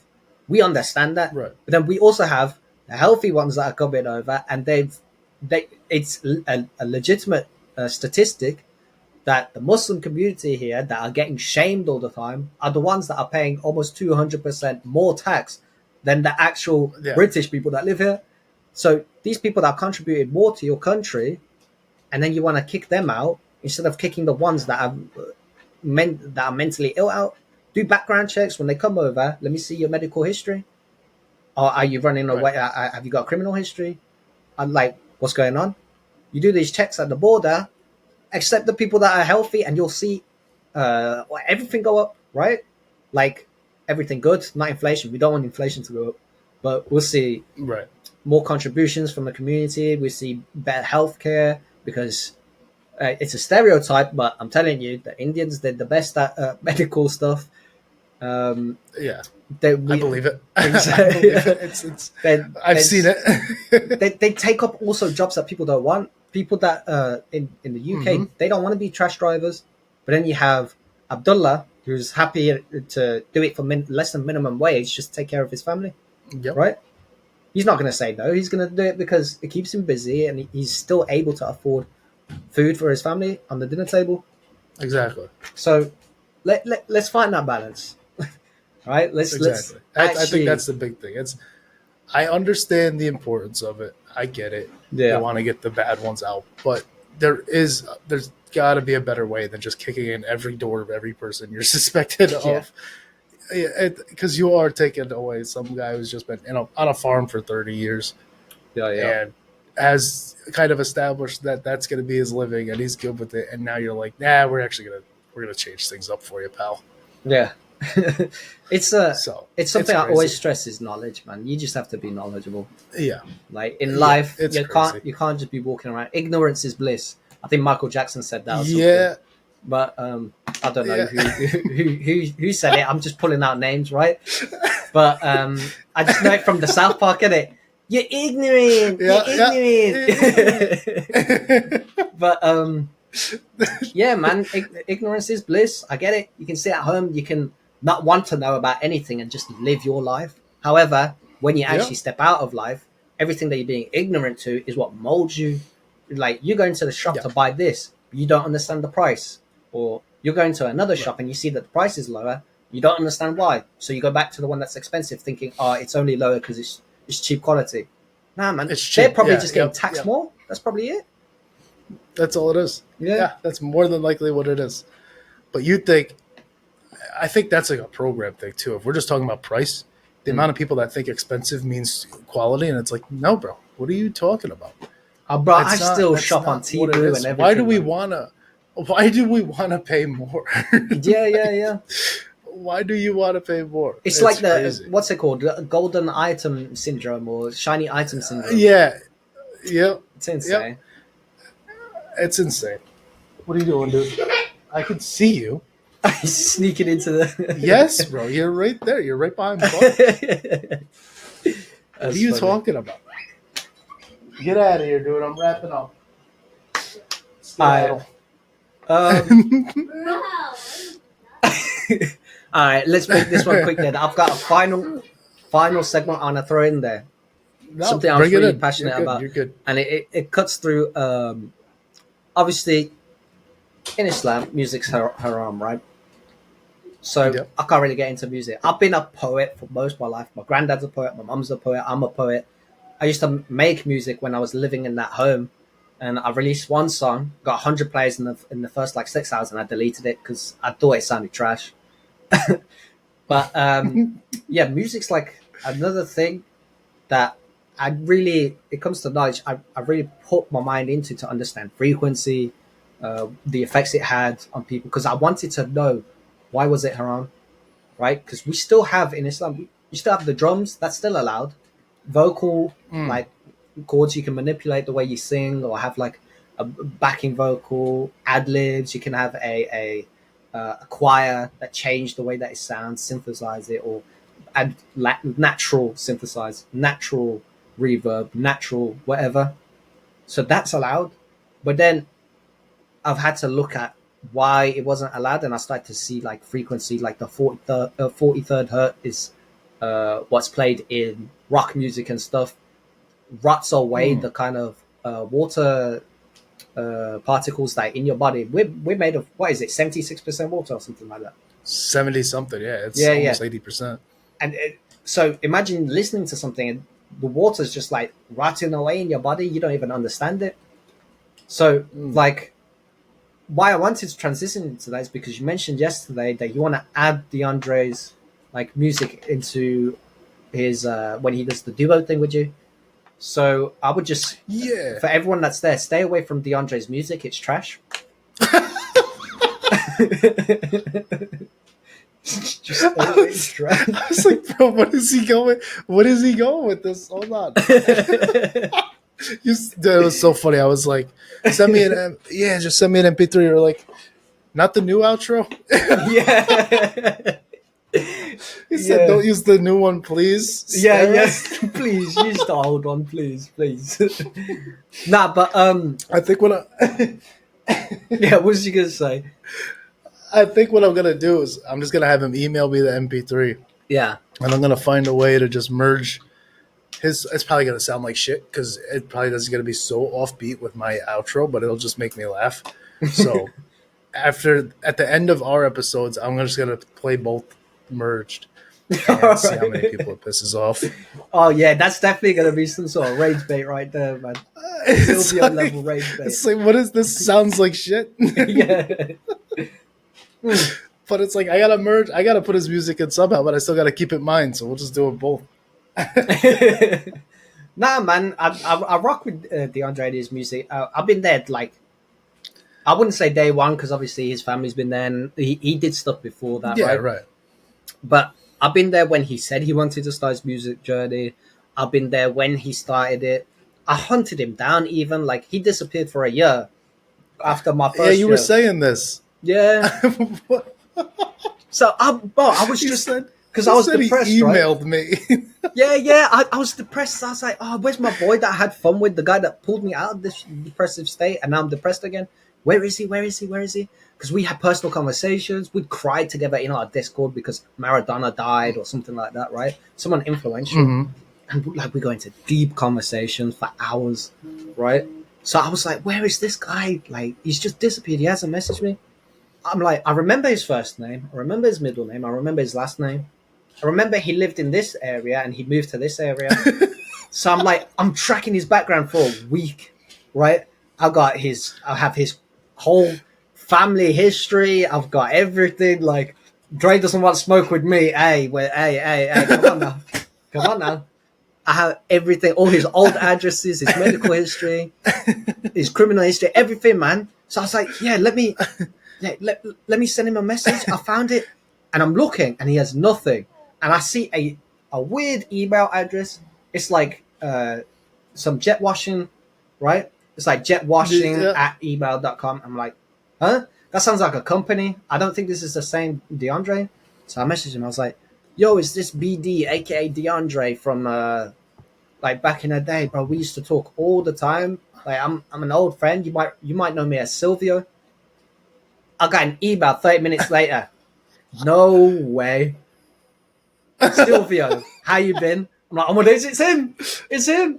But I felt like I was getting pranked a bit, so I had to get him I had to get him back on Discord. I had to get him back with everyone. Yeah, you got to do the whole thing now. So now, I brought everyone back. We started the RP again, but we started getting new members. Some people didn't want to do the RP anymore. They got banned or whatever. Started getting new members, and then it was like the cycle restarted. He disappeared again after that year. I said, DeAndre, no. But luckily, he kept my Discord. I didn't have to track him again. Okay. I sent him a message. We was in touch for a long time. This is like, then Rizzo started to get involved conversationally with us and stuff. Because in that second year that we started, we had to re-merge with Rizzo's group. Rizzo had his own group. They were called the Trap Boys. They're all from the UK.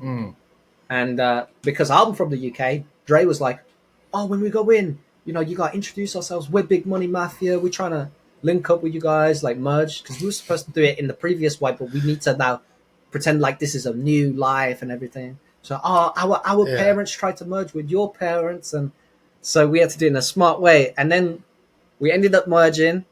Then Rizzo started joining. But he was like absent for most of it. He had his own thing going on. I think he's I can't really talk on like his side things that he did. That's him. That's up to him if he wants to talk about it. But he did a lot of big things behind the scenes, and we come to realize that after, like recently, we've come to realize that. But then Dre's like, let's get me, Rizzo, and Silvio in a call together. Let's just have fun with it. Rizzo started joining the streams. I started joining the streams. We all started like messing about. Me and Rizzo bounce off each other, man. It's like, even when he comes into my streams and no one's there, it's just me, Rizzo, and my mate in the chat. So we're all dissing each other. My mate's instigating in the chat, saying, oh, Rizzo, that was funny. Say it again. And I'm like, come on, man. You ain't got to call me a breadstick for the third time. It's like, so we go back and forth. And yeah, man. So I really appreciate what Dre's done. Obviously, I brought him back. So give me credit for that. But I appreciate him getting Rizzo to get to know me a lot more, because obviously we're from the UK, so we didn't really. You'd think we talk much, but we don't. Like even now, I barely talk to him. It's just during streams or in a moderation chat with other moderators. Like we be talking, but they've been really helping me the past week, man. I had a tough time the past week. Similar to Dre, me and my girl got off. I had a lot of financial issues as well, home issues, friends having issues around me with their vehicle, needing help, getting calls from this country. Can you visit here? Can you do this at this time? Am I going to get paid for it? No. So I'm not for it. Right. So it's right. Dre, Tuna, Rizzo, even you, man, like you be hyping up in my streams. Like I appreciate all of you guys for like what you guys have been doing for me. Like you guys don't see it, but thank you. Shout out to you guys, and shout to, just to finish it off, I want to shout everyone that I know. Shout Josiah, shout Reese, shout Kieran, shout Dre, obviously, Chewin, Tuna, Rizzo, shout Yona, shout Jakob, shout the kids. Jonas is just about to have a kid as well. And he just got married, I think, last month, and just got his wife pregnant 2 weeks ago. Shout out to him. Shout, who else am I forgetting? Shout all my teachers from school. Shout, shout all the people I play ball with. Shout everyone I go gym with. Jelani, Delani, Natty, Elijah. Shout my sheikh from Denmark as well. he helped me out too. Shout out my mom, shout out my stepdad, and shout out all my siblings too. Shout out all my cousins. I think I got everyone out the way, man. But yeah, You don't have like a crossing guard in your neighborhood you want to shout out or anything like that? Like shout out my neighbor that stole my Xbox and then decided to pass away the next week. And like,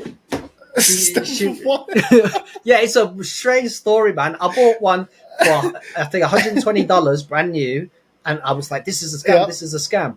But I'm gonna do it anyway. And then I messaged the guy, and he's like, "Oh, it should have been delivered by now." I'm like, "It's not at my house." And he goes, "Oh, it was delivered to this address." So we go over, we knock on the door, and she's screaming, "Go away, go away."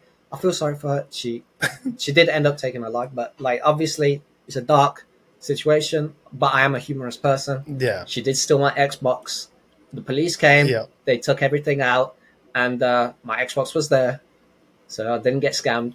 But in a way, I couldn't retrieve it. I couldn't prove it was mine. So thank you. I had to pay $300 for a new one. Cheers. But yeah, man, rest in peace. She was a good lady. That's crazy. Jesus. Yeah.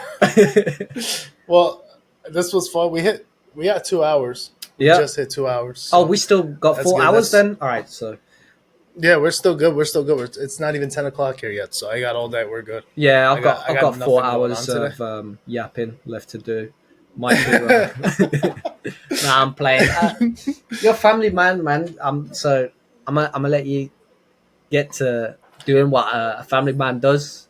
I'm looking forward to be a family man myself soon. Hopefully, hey, any single Muslim ladies hit me up.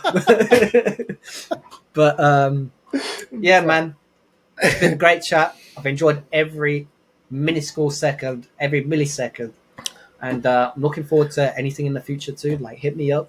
Similar to Dre, if you need anything, I'm here. So yeah, no, we're gonna do like I mean, you shouted out all these people too. Yep. Like the people that come from his stream and pop into mine, you've popped into mine. Tuna's popped into mine. Cupcakes popped into mine. Queen's popped into mine. Deadshot popped into mine. Dre's popped into mine. So like, yeah, Deadshot gets a shout out for sure. But like, I definitely think we had to do something. We'll do something with like just a community thing for everybody. So we'll figure something out. But I think it'll be fun to just get everybody who streams we'll figure something out. I don't know what the hell we could do, but get everybody we could do online like a and stage on Discord where we just bring people to tell their stories. I think that's a cool idea to me. Yeah, that'd be fun. Like just viewers to that'd come be fun. in. It's kind of similar to yeah. It'll be similar to like this, but just in Discord with everybody. That's possible. So, but no, definitely shout out to everybody. Even my wife, she's like, "This person's from DeAndre." I'm like, "Yeah, that's another one from DeAndre's stream." So everybody's really like, as long as you're active in that stream and you're commenting, somebody's gonna follow you and come in, even if it's one person. Yeah. So definitely shout out to everybody. Yeah.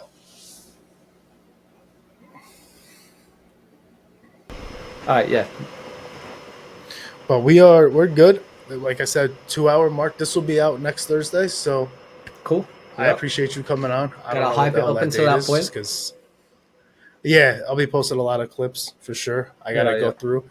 Like I said, if the camera's messed up, we're in 2 different countries. You guys gotta just listen to the audio at that point. Don't focus on our faces. I don't know what to tell anybody. I'm used to it, but just listen. I don't know. Pretend I've got my mask on still. Like, there you go. That's what I'm saying. I blurred them. I blurred them on purpose. But plug away like your socials and whatnot. I will also have you just DM me any socials that you want me to put in the description for people. Cool. Everything will be in the description of the episode. You plug away, and then we'll just end this, and that's it. Pretty much. I'll chat with you off recording for like 30 seconds. Appreciate that, man. Hey, everyone, go look up obviously my YouTube. The one that started it all, Lowliver, LOL space LIVER. It's the same on TikTok. I got a new TikTok account there too. So go follow both of them. We're about to blow it up. We're about to be the biggest streamers, me, DeAndre, and everyone else around us.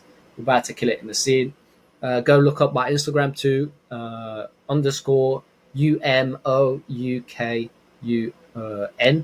_ right? It's just unknown, upside down and backwards, like mirrored. Figure it out. It's a puzzle. You guys got it. you guys could also, if you struggle with that, just go to my YouTube bio and just click the link and follow through there. Shout out to my Twitter too, the real lol liver. Same thing. Like, appreciate you having me on, and yeah, good talks. I'm looking forward to the future, man. I'm looking forward to see your channel blow up and eventually get people like Putin. Why not? Why not? He's just gonna come out and chat it up. Yeah, man. Why not? He's gonna chat it up. It's possible. Thank you for having me. Yeah. Thank you for having me chewing the rag. That's crazy. Yeah. Don't piss him off. Don't ask no uncomfortable questions. No, I can't. You might have to script that. I'm not gonna do that. That one's gonna be scripted. We're not, because I'm gonna say something crazy. I'm gonna say something crazy, and then it's not gonna be good. I'm gonna start World War III. Yeah. We can't do that. We're gonna script that one. I'm gonna ask him what he wants me to ask him off screen. I'm gonna be like, send me a list of questions you want me to ask you. For sure. Don't let me rift. Don't let me rift. Yeah. All of that, especially the unknown thing, that's going to be in the description, because he lost me for a second there with that. He just started spelling things and then said it's unknown upside down and backwards, so that's kind of crazy. So that's going to be in the description. No. Go check out LOL Liver. Go check out LOL Liver. Go check out Breadstick. Go check out Silvio. Whatever the hell you know about. Yeah. Whatever everything it is, in the description. Whatever it is. And we'll see you guys on the next one.